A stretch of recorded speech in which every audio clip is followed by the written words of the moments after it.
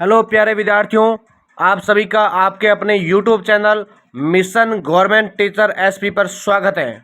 आज आपके लिए लेकर आया हूँ MGC महाराजा गंगा सिंह विश्वविद्यालय BA 4th सेमेस्टर विश्व इतिहास का पेपर, यानी जो भी आपकी परीक्षा के अंदर महत्वपूर्ण प्रश्न आने वाले हैं उन सब के उत्तर सहित आपके लिए महा मैराथन क्लास लेकर आया हूँ।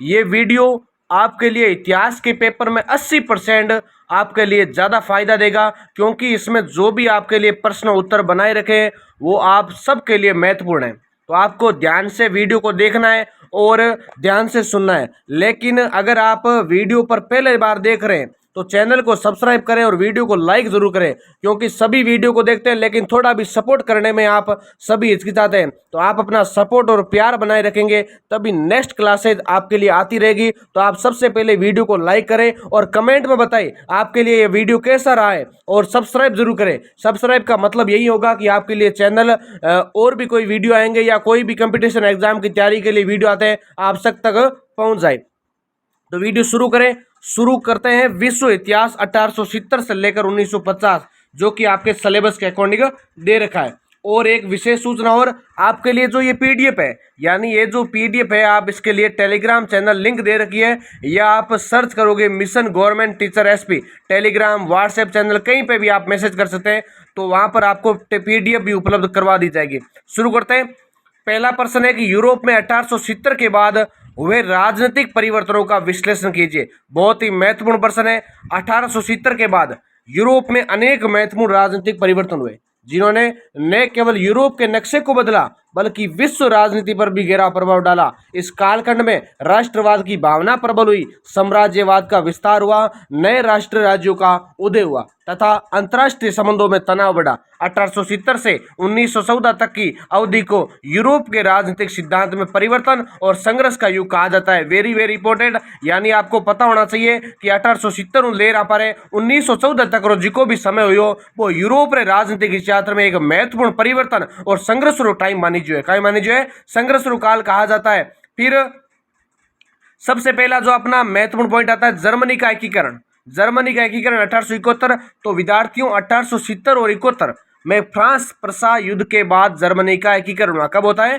फ्रांस प्रसा के युद्ध के बाद जर्मनी का एकीकरण हुआ। और प्रसा के चांसलर थे ओटो वॉन बिस्मार्क। कौन थे? Otto von Bismarck. उसके नेतृत्व में 1871 में जर्मन साम्राज्य की स्थापना की गई, यानी जिको प्रसा रो जिको ओटोमन बिस्मार्क हो बीर नेतृत्व में गई हो 1871 में जर्मन साम्राज्य की स्थापना हुई। फिर बाद में फ्रांस री पराजय बाद में जर्मनी यूरोप में एक शक्तिशाली राष्ट्र रूप में उभरी हो। जिको फ्रांस है वो आपरी हार बाद में जर्मनी यूरोप में एक शक्तिशाली राष्ट्र के रूप में उभरा था। फिर अल्लास लारेन क्षेत्र पर जर्मनी का कब्जा हो गया, यानी जिको अल्लास और लारेन नाम री दो जगह है नी जिके महत्वपूर्ण बे जिके बहुत ही औद्योगिक केंद्र पर मत जर्मनी का कर लियो, कब्जो कर लियो। और जिके फ्रांस जर्मनी दोनों में कहीं होगी शत्रुता होगी। तो आपको हिंदी में भी समझा रहा हूँ, साथ में मारवाड़ी में भी। तो फ्रांस और जर्मनी में शत्रुता कैसे पैदा हुई? क्योंकि जर्मनी का कब्जा हो गया था अल्लास और लारेन के क्षेत्र पर। दूसरा पॉइंट आता है इटली का एकीकरण। पॉइंट आपको ध्यान से लिख कर आना परीक्षा के अंदर, क्योंकि परीक्षा में आपके लिए सबसे महत्वपूर्ण जो रोल अदा करते हैं वो होते हैं महत्वपूर्ण पॉइंट। क्योंकि पॉइंट आप कैसे बनाते हो, उसके अंदर क्या लिखते हो, वो सबसे ज्यादा इंपॉर्टेंट होता है।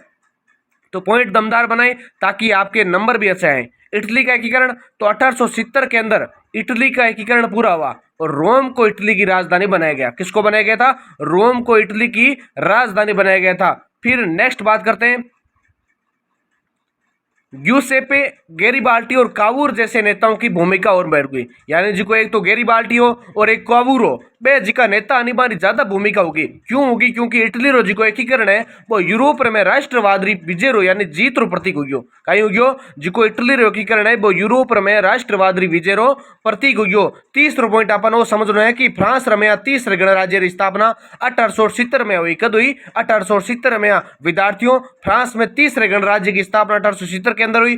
फ्रांस परसा युद्ध में हार के बाद नेपोलियन तृतीय का पतन हो गया था। पतन का मतलब होता है हार जाना। पतन का मतलब क्या होता है? हार जाना। और 1870 में फ्रांस में तीसरे गणराज्य की स्थापना हुई थी। यानी आपको यह भी पता होना चाहिए फ्रांस में तीसरा जो गणराज्य उसकी स्थापना कब होती है? 1870 के तहत होती है। फ्रांस ने संसदीय प्रणाली अपनाई परंतु राजनीतिक अस्थिरता बनी रही। जिको फ्रांस हो जिको काई करियो एक संसदीय प्रणाली अपनाई बिरु कारण काई हो जिकी राजनीतिक अस्थिरता जिको वो मेरे में जिको काई हो बदलाव चाहो तो वो जिको बिरे बनी रियो। चौथा पॉइंट है ब्रिटेन में राजनीतिक परिवर्तन। अब ब्रिटेन में राजनीतिक परिवर्तन कैसे हुआ? तो ब्रिटेन ने इस काल में संसदीय लोकतंत्र की शक्ति बढ़ी। कैसी बढ़ी?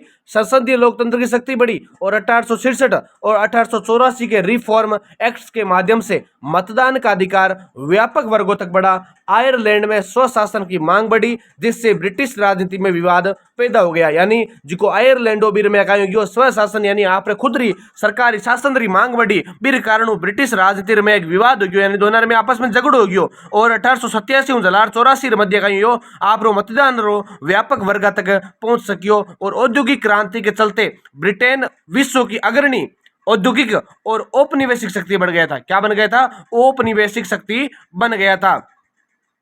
फिर जो पांचवा पॉइंट है आपके लिए रूस में राजनीतिक और सामाजिक परिवर्तन। तो कैसे हुए रूस में राजनीतिक और सामाजिक परिवर्तन? तो विद्यार्थियों रूस में 1861 में दास प्रथा समाप्त होगी। जो कि रूस हो बीर में 1861 में दास प्रथा खत्म होगी और 1870 के बाद में भी सुधार जारी रहा। जार अलेक्जेंडर सेकेंड के शासन में आधुनिकीकरण की कोशिश की गई थी। तो प्यारे विद्यार्थियों जार अलेक्जेंडर सेकेंड के शासन में आधुनिकीकरण की कोशिश की गई। 1905 की रूसी क्रांति में जनता ने लोकतांत्रिक अधिकारों की मांग की जिसके बाद ड्यूमा संसद की स्थापना हुई थी। किसकी हुई थी? ड्यूमा संसद की स्थापना हुई थी। रूस की पेन स्लाव नीति ने रूस की कौन सी नीति थी? रूस की पेन स्लाव नीति ने बाल्कन क्षेत्र में तनाव पैदा किया था। यानी विद्यार्थियों अपन ये ध्यान रखना है जिको रूस में क्रांति हुई नहीं वो जनता कहीं करियो बेटे लोकतांत्रिक अधिकार की मांग करी आप रे फिर बाद में श्री संसद की स्थापना हुई और पेन स्लाव नीति के तहत बाल्कन क्षेत्र में तनाव पैदा होगी यानी खींचातान पैदा होगी। ठीक है। छठा पॉइंट का है छठा पॉइंट ये है कि ऑस्ट्रिया हंगरी साम्राज्य में परिवर्तन हो गया। ऑस्ट्रिया हंगरी साम्राज्य में परिवर्तन 1866 बाद में हुआ। 1866 में ऑस्ट्रिया हंगरी की द्वैध राज्य व्यवस्था स्थापित की गई। कौन सी स्थापना की गई? द्वैध राज्य व्यवस्था स्थापित की गई। साम्राज्य में जर्मन और हंगोरियन प्रभुत्व के कारण अन्य जातियों में असंतोष बढ़ा और बाल्कन क्षेत्र में स्लाव राष्ट्रवाद के उदय से राष्ट्रीय हंगरी की चुनौतियां प्रभावित हुई थी। आपको याद अच्छे से हो रहा है तो आप कमेंट करते रहिए, बस वीडियो को लाइक जरूर करें क्योंकि आपके एक लाइक से और भी लोग जुड़ेंगे और सभी तक वीडियो पहुंचेगा। आपके एक लाइक और एक सब्सक्राइब से हमें सपोर्ट मिलता है। इसी तरह अगर आपका सपोर्ट नहीं मिलता है तब हम नेक्स्ट वीडियो बनाने में थोड़ा सा हिचकिचाते हैं, लेकिन अगर आपका प्यार अच्छा मिलेगा सपोर्ट अच्छा मिलेगा कमेंट आएंगे आपके तो नेक्स्ट वीडियो जल्द मिलेगा आपको। सातवां पॉइंट है बाल्कन क्षेत्र में राजनीतिक अस्थिरता। तो बाल्कन क्षेत्र में राष्ट्रवाद की लहर तेज हुई और सर्बिया बुल्गारिया रोमानिया ग्रीस जैसे क्षेत्रों में स्वतंत्रता और विस्तार की आकांक्षाएं प्रबल हुई। यानी आपको क्या ध्यान रखना है? एक तो सर्बिया एक बुल्गारिया रोमानिया ग्रीस जैसे देशों में स्वतंत्रता और विस्तार की आकांक्षाएं प्रबल हुई थी। आपको ये चैनल नाम दे रखा है मिशन गवर्नमेंट टीचर एसपी, बस आपको ये सब्सक्राइब कर लेना है। कोई भी क्लास आई तो 1877-78 के रूसी तुर्की युद्ध और बर्लिन संधि 1878 में बाल्कन की राजनीति को जटिल बना दिया यानी थोड़ा कठिन बना दियो और बाल्कन की स्थिरता ने प्रथम विश्व युद्ध की पृष्ठभूमि यानी जो रूपरेखा बाज की बाल्कन स्थिरता में प्रथम विश्व युद्ध की होगी रूपरेखा तैयार होगी। फिर 8 पॉइंट आवे यहाँ पर दिए महत्वपूर्ण साम्राज्यवाद और औपनिवेशिक विस्तार। औपनिवेशिक मतलब बोलिया करे कहीं भी गुलाम मलानो। ठीक है, तो गुलाम मलानो जी को औपनिवेशिक अर्थ होया करे। तो विद्यार्थियों 1870 के बाद यूरोप की शक्तियों में नए उपनिवेशकों के लिए प्रतिस्पर्धा यानी होड़ बढ़ी। प्रतिस्पर्धा का मतलब क्या होता है? होड़ बढ़ना, दोनों में क्या होना? युद्ध की भावना आ जानी। Britain France Germany Italy Belgium और पुर्तगाल ने अफ्रीका और एशिया में उपनिवेशकों का विस्तार किया था। यानी जो ब्रिटेन है फ्रांस जर्मनी इटली बेल्जियम और पुर्तगाल इन सब ने क्या किया?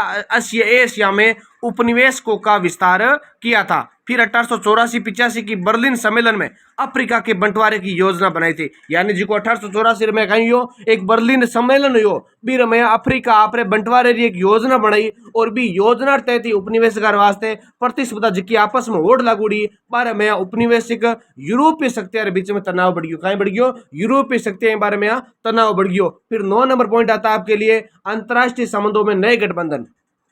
अंतर्राष्ट्रीय संबंधों में नए गठबंधन। यूरोप में शक्ति संतुलन बनाए रखने के लिए विभिन्न गठबंधन प्रणाली विकसित की गई जिसे त्रिसंधि triple alliance 1882 Germany Austria Hungary और इटली तीन अगर आपको पूछ ले त्रिसंधि के तहत कौन से देश थे, तो जर्मनी, ऑस्ट्रिया हंगरी और इटली। त्रिसमझौता जिसके तहत आपके तीन देश थे जो कि 1907 में हुआ। दोनों क्वेश्चन आपके लिए छोटे वाले भी इंपॉर्टेंट होता है। क्यों? क्योंकि त्रिसंधि तो 1882 में हुई थी और वह जगह पर जर्मनी, ऑस्ट्रिया हंगरी और इटली के बीच में हुई, और त्रिसमझौता है जो पर है 1917 में यहाँ ब्रिटेन, फ्रांस और रूस रे मध्य हुई। कि बीच में हुई? ब्रिटेन, फ्रांस, रूस रे बीच में हुई। यहाँ पर ये याद करना है। फिर इन गठबंधनों ने यूरोप को दो विरोधी खेमों में बांट दिया, जिससे प्रथम विश्व युद्ध की नींव पड़ी थी। फिर जो 10वां पॉइंट आता है आपके लिए, प्रथम विश्व युद्ध की पृष्ठभूमि। तो विद्यार्थियों 1870 के बाद यूरोप में बढ़ते राष्ट्रवाद, साम्राज्यवाद, सैन्यवाद और गठबंधन नीति के कारण देशों के बीच अविश्वास बढ़ा, जिससे जर्मनी फ्रांस की शत्रुता बढ़ी। बाल्कन संकट, उपनिवेशकों के लिए संघर्ष, इन सब ने 1914 में प्रथम विश्व युद्ध की जमीन तैयार की थी। क्या की थी? जमीन तैयार की थी। फिर 1870 के बाद यूरोप में हुए राजनीतिक परिवर्तन गहरे और व्यापक हो गए। जर्मनी और इटली के एकीकरण से लेकर साम्राज्यवाद, बाल्कन संकट, नए गठबंधनों और उपनिवेशकों की प्रतिस्पर्धा तक हर घटना से यूरोप को संघर्ष के मार्ग पर धकेला, और ये कालखंड यूरोप में आधुनिक राष्ट्रवाद, लोकतंत्र और औद्योगिक शक्ति के उदय का भी प्रतीक था, जिसने अंततः प्रथम विश्व युद्ध का मार्ग प्रस्तुत किया। यानी जिको 1870 में यूरोपीय जिको राजनीतिक परिवर्तन हो नहीं, वो इटली और जर्मनी रे एकीकरण नाम ज्यादा खाई हो, जिको प्रथम विश्व युद्ध बीर कारण इंपोर्टेंट ज्यादा हो, क्योंकि 8वीं जी की खींचातान चालू हुई, 8वीं जी को तनाव पैदा हुई और भी तनाव रे कारण कहीं हो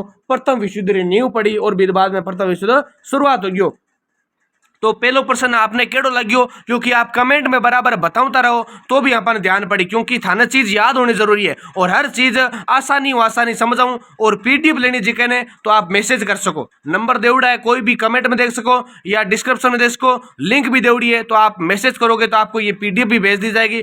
बस दूसरा क्वेश्चन आपके लिए, जो जर्मनी के एकीकरण की प्रक्रिया और बिस्मार्क की विदेश नीति का मूल्यांकन कीजिए। दूसरा प्रश्न वेरी वेरी इंपॉर्टेंट है कि जर्मनी के एकीकरण की प्रक्रिया और बिस्मार्क की जो विदेश नीति है उसका हमें क्या करना है? विवेचन करना है।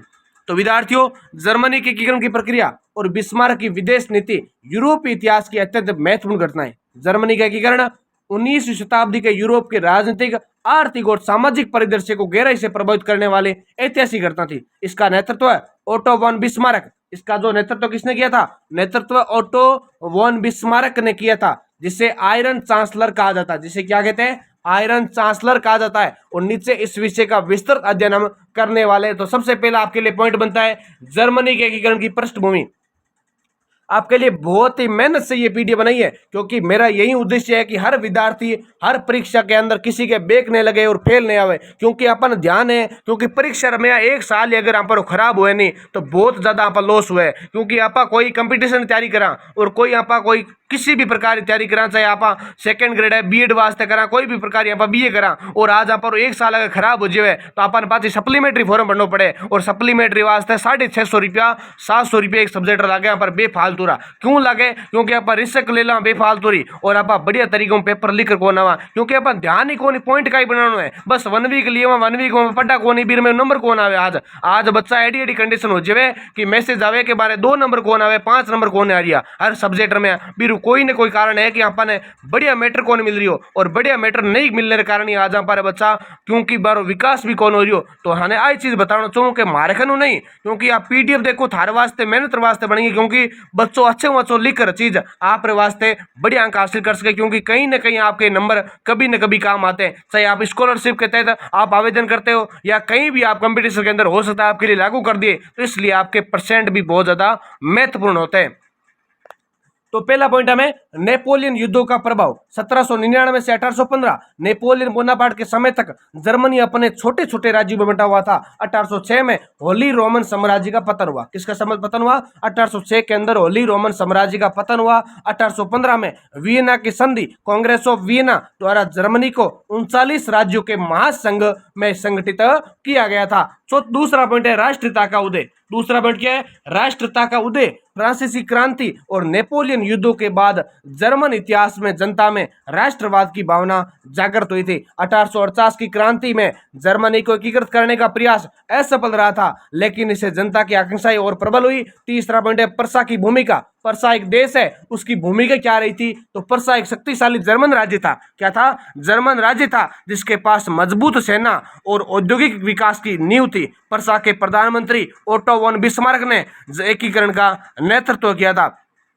यानी जिको पर्सा रो जिको प्रधानमंत्री होनी ओटो वॉन बिस्मार्क बी काई करियो, जिको एकीकरण होनी बीरो एकीकरण नेतृत्व कौन करियो, सगळों ज्यादा पर्सा करियो। कौन करियो? पर्सा रो प्रधानमंत्री ओटो वॉन बिस्मार्क करियो। दूसरो पॉइंट आवे बिस्मार्क की नीति और नेतृत्व है। तो बिस्मार्क री काई नीति, बीरो काई नेतृत्व है, वो अपन नेक्स्ट पेज में देखने वाला।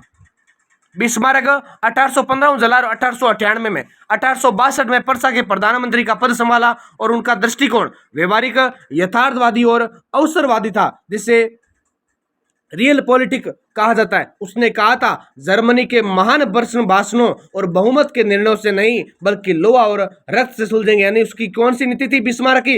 रक्त और लोह की नीति। रक्त और लोह की नीति किसकी थी? बिस्मार्क की थी। और बिस्मार्क का समय भी आपको याद होना चाहिए, 1815 से 1898 तक का समय था। और इसने 1862 में क्या किया था? पर्सा रो प्रधानमंत्री रो पद संभालियो। फिर बात करते हैं अपने बिस्मार्क की रणनीति। काई रणनीति बीरी? तो पहलो पॉइंट है सगळों ज्यादा इंपोर्टेंट, पर्सा ने मजबूत बनानो। पर्सा ने मजबूत बनानो, सेना रो आधुनिकीकरण और औद्योगिक उत्पादन बढ़ानो, आर्थिक प्रगति वास्ते जूल आर्थिक संग्रह उपयोग करियो। कहाँ रो करियो? आर्थिक संग्रह। दूसरो पॉइंट आवे कूटनीतिक कौशल। तो बिस्मार्क ने जर्मनी के एकीकरण के लिए युद्ध और कूटनीति दोनों का कुशल संयोजन किया था। क्या किया था? एक तो कूटनीति रो प्रयोग करियो और एक युद्ध अच्छो और दोनों कुशल नेतृत्व करियो नहीं जनी जार भी निकाय करियो, सफलता मिली। तीसरा पॉइंट है लोहा और रक्त की नीति, यानी लोह और रक्त की नीति भी से कहते हैं बिस्मार्क की। तो बिस्मार्क का मानना था कि सैन्य शक्ति और निर्णायक युद्धों से ही जर्मनी एकीकृत हो सकती है। आप सोच रहे होंगे सर ज्यादा स्पीड से समझा रहे हैं, मैं स्पीड से नहीं समझा रहा। मेरा यही मानना है जितना हो सके आपको जल्द से जल्द हर चीज याद कराऊं, चाहे मारवाड़ी में बोलना चाहे पड़े, चाहे हिंदी में बोलना पड़ दे, बस थाने 1 घंटे में या 1.5 घंटे में सारा जो प्रश्न है परीक्षा में होने वाला। यानी महाराज जी का भाई प्रश्न तैयार करूड़ा है, जिका थारे परीक्षा में 80-90% तक परीक्षा में आई। क्योंकि ये प्रश्न भी अगर थाने पूरा याद है नहीं तो मैं दावे सा कह सकूँ थे फेल कौन वो बे कौन आवे थारे और बड़े नंबर थारे मनी। इस वास्ते कहूँ बड़े ज्यादा से ज्यादा वीडियो शेयर करिया करो और देखा करो, और पीडीएफ लेनी हो तो मैसेज कर दिया करो। बस आपने इतना ही ध्यान रखना है और ज्यादा से ज्यादा अच्छे पढ़िया रखो। तीसरा पॉइंट का ये जर्मनी के एकीकरण की प्रमुख अवस्थाएं। पहला पॉइंट है डेनमार्क युद्ध। डेनमार्क युद्ध जो 1864 में हुआ, कद 1864 में। कारण डेनमार्क के राजा ने सेल्विस्ग और होल्स्टीन को अपने साम्राज्य में मिलाने की कोशिश करी और इरो परिणाम वो निकलियो पर्सा और ऑस्ट्रिया ने मिलकर डेनमार्क को हराया था।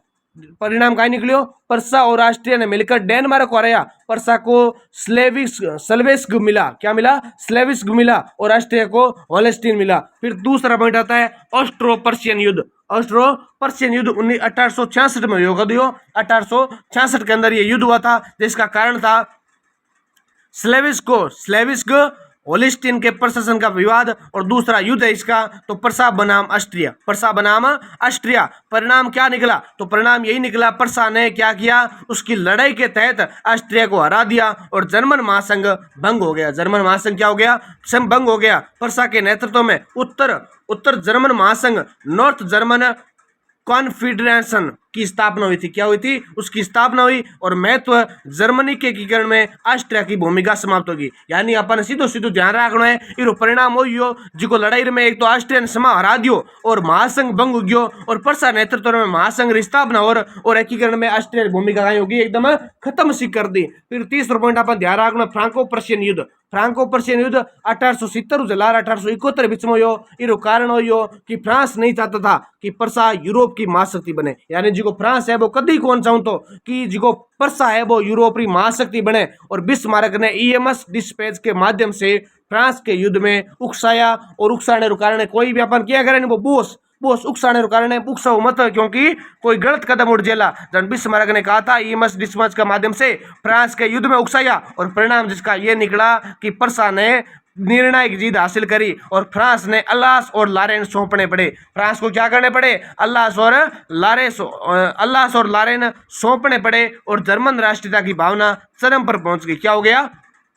जर्मन राष्ट्रीयता की भावना चरम पर पहुंच गई। चौथा पॉइंट वही है कि जर्मन साम्राज्य की स्थापना। जर्मन साम्राज्य की स्थापना 1871 18 जनवरी 1871 को विलियम प्रथम को वर्साई के महल में जर्मन सम्राट घोषित किया गया और जर्मनी एकीकृत राष्ट्र के रूप में यूरोप के नक्शे पर उभरा। किसके नक्शे पर उभरा? यूरोप के नक्शे पर। और फिर चौथा पॉइंट आता है बिस्मार्क की विदेश नीति का मूल्यांकन। तो मूल्यांकन भी करना जरूरी है। हर पॉइंट आपके लिए महत्वपूर्ण है, बस आपको यही ध्यान रखना है कि परीक्षा में प्रश्न आने वाले और आपको यही चीजें लिख कर आनी है। इसलिए बोलता हूं अच्छे से याद करो इनको।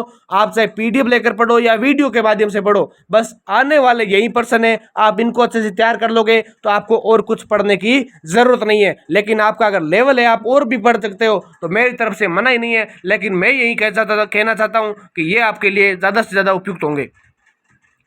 तो बिस्मार्क की विदेश नीति और मूल्यांकन। बिस्मार्क की विदेश नीति का उद्देश्य जर्मनी को एक शक्तिशाली राष्ट्र के रूप में स्थापित करना था। इसके दो चरणों में समझा जाता है। पहला है एकीकरण पूर्व विदेश नीति 1862 उजलार 1871 में। उद्देश्य रुकाइयो उद्देश्य हो कि जर्मनी रो एकीकरण करना। उद्देश्य का हो जर्मनी का एकीकरण करना। फिर नेक्स्ट आता है रणनीतियां। तो रणनीतियों की बात करें, डेनमार्क, ऑस्ट्रिया और फ्रांस के विरुद्ध निर्णायक युद्ध करना, रूस और इटली से मित्रता, ब्रिटेन को निष्क्रिय बनाए रखना। दूसरा पॉइंट है एकीकरण पश्चात विदेश नीति। एकीकरण पश्चात विदेश नीति 1871 से 1890। उद्देश्य जर्मनी की एकता को सुरक्षित करना और यूरोप में शांति बनाए रखना।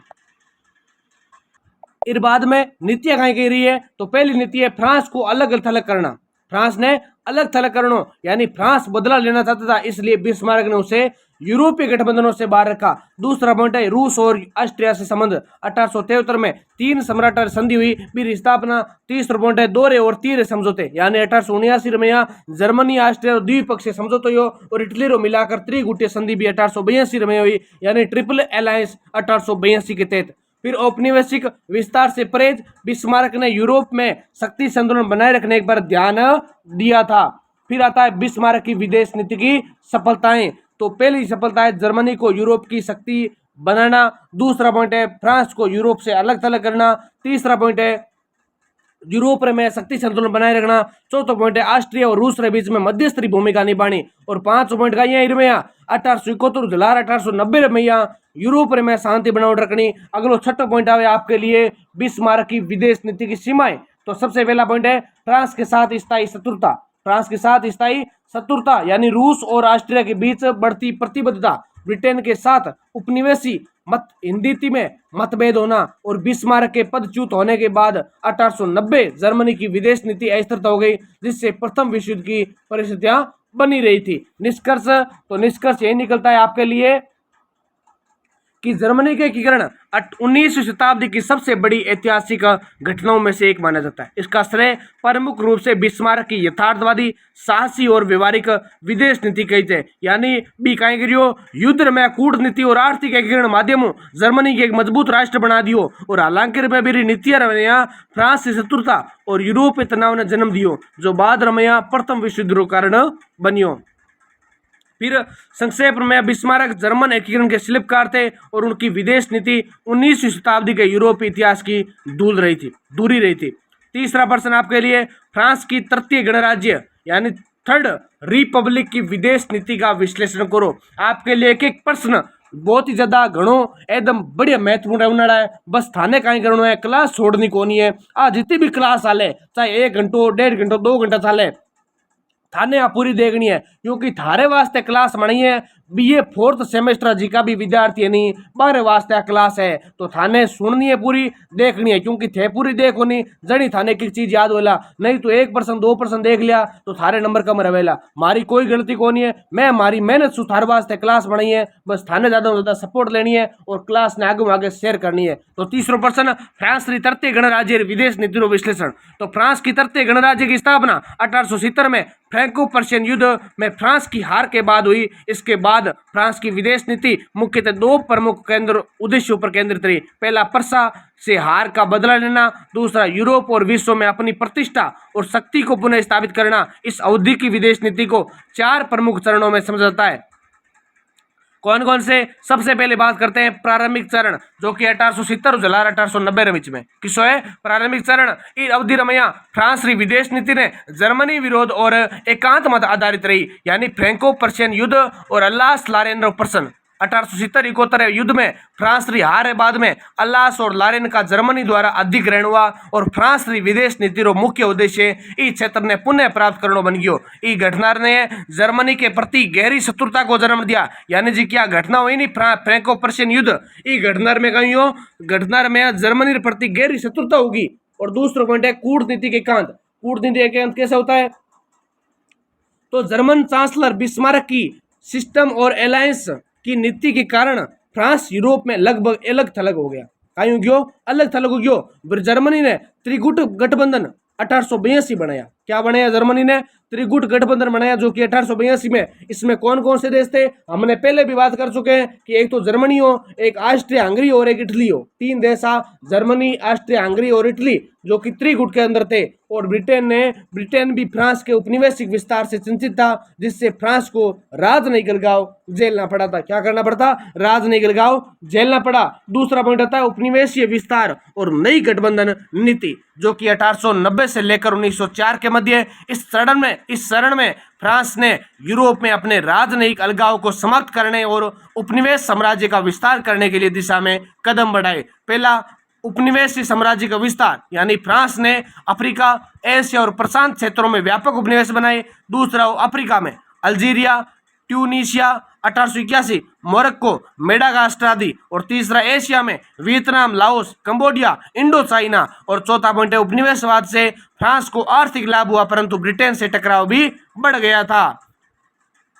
फिर 6 पॉइंट आता है रूस से गठबंधन। तो रूस से गठबंधन 1894 में। आपने अगर अभी तक चैनल को सब्सक्राइब नहीं किया, सबसे पहले यूट्यूब चैनल को आप सब्सक्राइब करें। फिर आपके लिए अगला पॉइंट है एंटेंट कार्डिनल और त्रिगुट कंटेंट, यानी इसके तहत क्या हुआ? ब्रिटेन के साथ एंटेंट कार्डियल हुआ 1904 के तहत। कब हुआ? 1904 में अंदर। ये विश्व इतिहास है, बहुत ही थोड़ा सा कठिन है, बस आपको ध्यान से पढ़ने की जरूरत है, क्योंकि थे न ध्यान ऊपर होनी थाने बहुत चीज़ें समझ में आई और थारी परीक्षा वास्ते बहुत ज़्यादा इंपॉर्टेंट रही। यहाँ कौन थे देख लियो और एक बार और थोड़ा सी ध्यान ही को दियो ना आप पेपर में बचका ही लिखा, क्योंकि प्रश्न बटे बहुत अलग टाइप में आई, बटे शॉर्ट भी क्वेश्चन आए, छोटा क्वेश्चन भी आए। ई पीटी पर मैं हर प्रकार है प्रश्न हमारी कोशिश है कि तैयार रखूं और व्हाट्सएप के अंदर माते हर प्रकार वहाँ पे अपडेट कराऊं और छोटा प्रश्न या कोई भी क्वेश्चन हुआ तो आपके लिए लेकर आता हूं।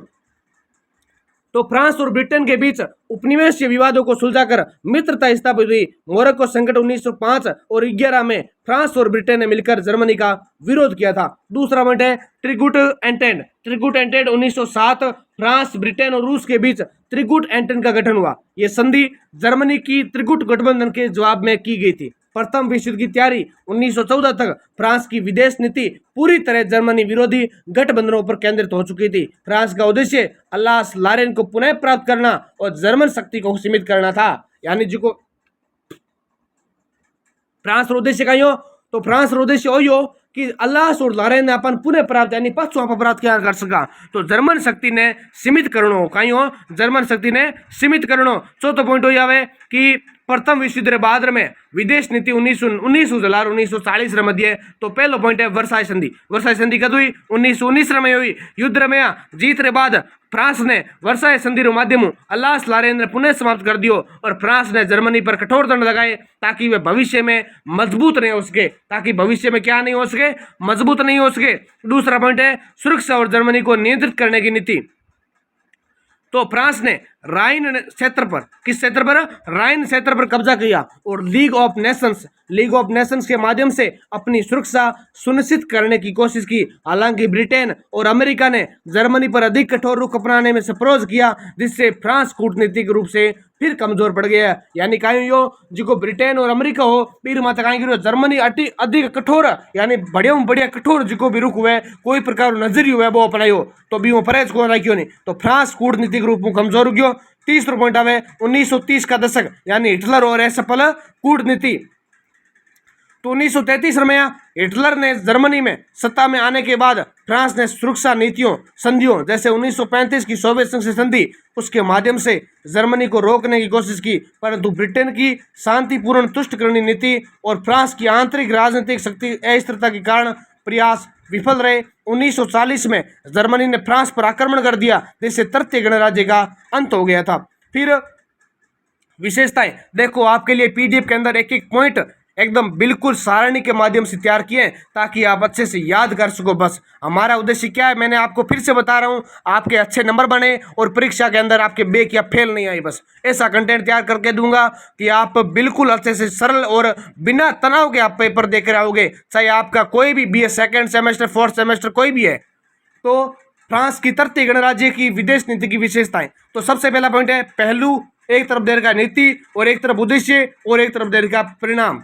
तो क्या क्या होता है, सबसे पहला जर्मनी विरोध, उसके कारण नीति क्या थी, नीति यही थी कि अल्लास लारेन पुनः प्राप्त करना। उद्देश्य क्या हुआ, जर्मन शक्ति को सीमित करना और परिणाम यह निकला कि विश्व युद्ध की तैयारी हो गई, प्रथम विश्व युद्ध की क्या हो गई, तैयारी हो गई। दूसरा पॉइंट था उपनिवेशवाद, उपनिवेशवाद की नीति थी अफ्रीका और एशिया में विस्तार करना, अफ्रीका और एशिया में विस्तार करना, आर्थिक लाभ और प्रतिष्ठा इसका उद्देश्य था। और ब्रिटेन से टकराव हो गया, क्या हो गया, ब्रिटेन से टकराव। तीसरा गठबंधन नीति, रूस, ब्रिटेन, अमेरिका से सहयोग, जर्मनी को घेरना और त्रिगुट एंटिटी का गठन हुआ। फिर सुरक्षा नीति यानी वर्साई संधि, राइन क्षेत्र कब्जा करना, और उद्देश्य क्या था, जर्मनी को कमजोर रखना। और इसका परिणाम ये निकला कि अल्पकालिक सफलता मिली, लेकिन दीर्घकालिक क्या मिल गया, इसको असफलता मिल गई थी।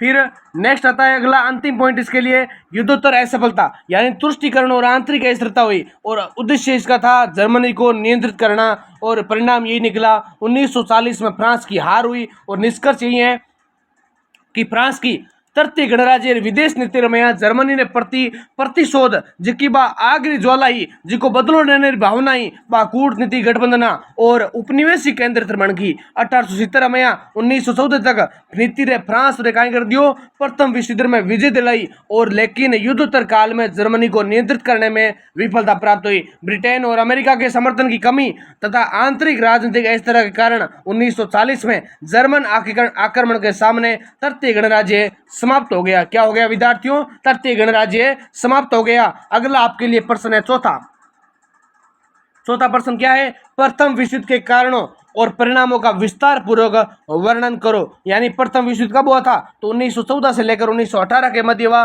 प्रथम विश्व युद्ध आधुनिक इतिहास की सबसे महत्वपूर्ण घटनाओं में से एक है। यह युद्ध 28 जुलाई 1914 से 11 नवंबर 1918 तक चला और इसे महायुद्ध भी कहा जाता है। इस युद्ध ने विश्व राजनीति और अर्थव्यवस्था, समाज विज्ञान, तकनीकी और अंतर्राष्ट्रीय संबंधों पर गहरा प्रभाव डाला। इस युद्ध के दो प्रमुख गढ़ थे, एक पहला था मित्र राष्ट्र और दूसरा था केंद्रीय शक्ति, यानी जिको प्रथम विश्व युद्ध भी कहीं कवे महायुद्ध भी कवे। और 28 जुलाई 11 नवंबर 1918 तक चलियो और इनमें दो गुटा, एक मित्र राष्ट्र और एक केंद्रीय शक्तियां। मित्र राष्ट्र में तो किसा किसा देश है, एक तो यहाँ पर ब्रिटेन हो, एक फ्रांस, रूस, इटली और अमेरिका, जापान हो। और जबकि यहाँ पर बात करा केंद्रीय शक्तियां कौन कौन ही, तो केंद्रीय शक्तियां में यहाँ पर जर्मनी, ऑस्ट्रिया हंगरी, तुर्की और बुल्गारिया ये शक्तियां मानी जाए। इस युद्ध के पश्चात अनेक गहरे कारण थे, जिनमें राजनीतिक, आर्थिक, साम्राज्यवादी, सामरिक और तत्कालिक घटनाएं शामिल थी। आगे हम प्रथम विश्व युद्ध के कारणों और परिणामों का विस्तार पूर्वक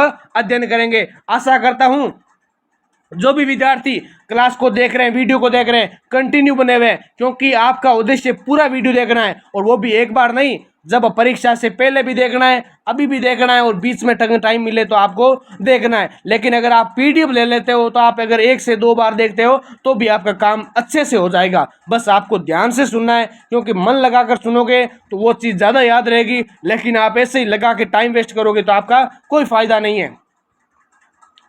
बात करते हैं प्रथम विश्व युद्ध के कारण की, तो सबसे पहले अपन प्रथम विश्व युद्ध के कारण की बात करनी है। वो दो भागों में टूटा है, पहले मूलभूत कारण है और दूसरे तात्कालिक कारण। मूलभूत कारण किसा है, तो मूलभूत कारण है साम्राज्यवाद और उपनिवेशकारी होड़ होनी, साम्राज्यवाद और उपनिवेशकों की होड़। और अगला क्या पॉइंट है,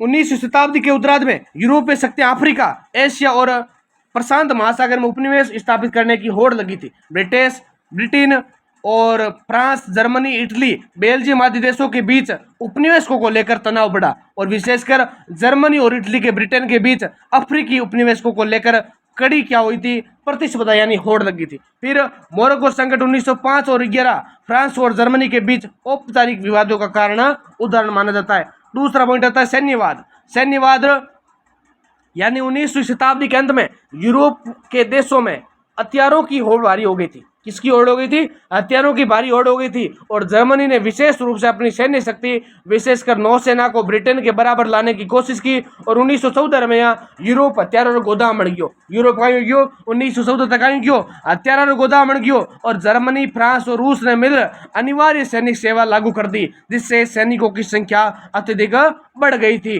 तीसरा पॉइंट का ये विद्यार्थियों, तो तीसरा पॉइंट आप वास्ते वही है अलायंस सिस्टम यानी गठबंधन प्रणाली। तो यूरोप में दो बड़ा सैन्य गुट बनिया जिको तनाव बढ़ियो। पहलो गुटो त्रिगुट संघ जिकर में जर्मनी, ऑस्ट्रिया, हंगरी और इटली ओ गुटबंध बनियो। तो याद ही कर लेना थाने 1882 में बनियो। कद बनियो? 1882 में त्रिगुट बनियो। और दूसरो है त्रिगुट एंतांत, तो बिर में कहीं बनियो ब्रिटेन, फ्रांस, रूस और 1907 में बनियो। कद बनियो? 1907 में बनियो। इस गठबंधन प्रणाली के कारण कोई भी स्थानीय संघर्ष आसानी से अंतर्राष्ट्रीय युद्ध में बदल सकता था। चौथा पॉइंट है राष्ट्रवाद।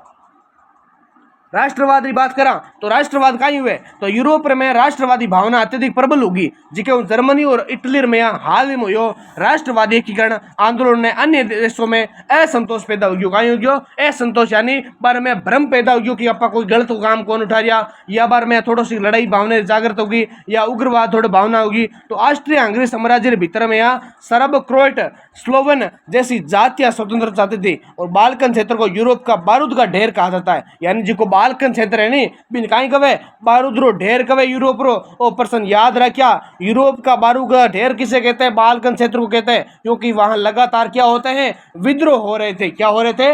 विद्रोह हो रहे थे। 500 पॉइंट यहाँ पर वास्ते सगड़ों ज्यादा इंपोर्टेंट बाल्कन संकट। किसो संकट है? बाल्कन संकट। तो विद्यार्थियों 19वीं शताब्दी के उत्तरार्ध में ओटोमन साम्राज्य कमजोर होने लगा।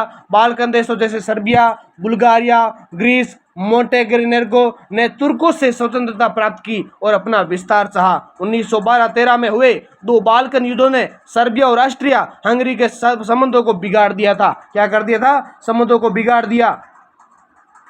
फिर छठा पॉइंट क्या है? आर्थिक प्रतिस्पर्धा यानी औद्योगिक क्रांति के बाद में यूरोप में आर्थिक वर्चस्व हो गयो। और जर्मनी 1914 में यूरोप सब बड़ी औद्योगिक शक्ति बन गई। और ब्रिटेन और फ्रांस चिंतित हो गया। व्यापार, विदेश और संसाधन लेकर प्रतिस्पर्धा तनाव में बढ़ गयो। 7 पॉइंट है प्रचार और प्रेस की भूमिका। प्रचार और प्रेस की भूमिका। यूरोपीय देशों की प्रेस युद्धोन्माद को बढ़ावा दे रही थी। राष्ट्रवाद और सैन्यवाद को उकसाने वाले लेख प्रकाशित हो रहे थे, जिससे जनता में आक्रामक सोच पैदा होगी और युद्ध वास्ते समर्थन बढ़ गयो। फिर दूसरा पॉइंट है तत्कालिक कारण, यानी जिको प्रथम विश्व युद्ध तत्कालिक कारण कहीं रहियो। तो 28 जून 1914 को 28 जून 1914 ने कहीं सारा जगह बोस्निया में ऑस्ट्रिया हंगरी का युवराज, जिसका नाम क्या था? Archduke Franz Ferdinand. क्या नाम था उसका? इरो नाम हो युवराज आर्कड्यूक फ्रांज फर्डिनेंड की हत्या सर्बियाई राष्ट्रवादी संगठन ब्लैक हैंड के सदस्य गैवेरिलो प्रिंसेस ने कर दी थी। किसने कर दी थी?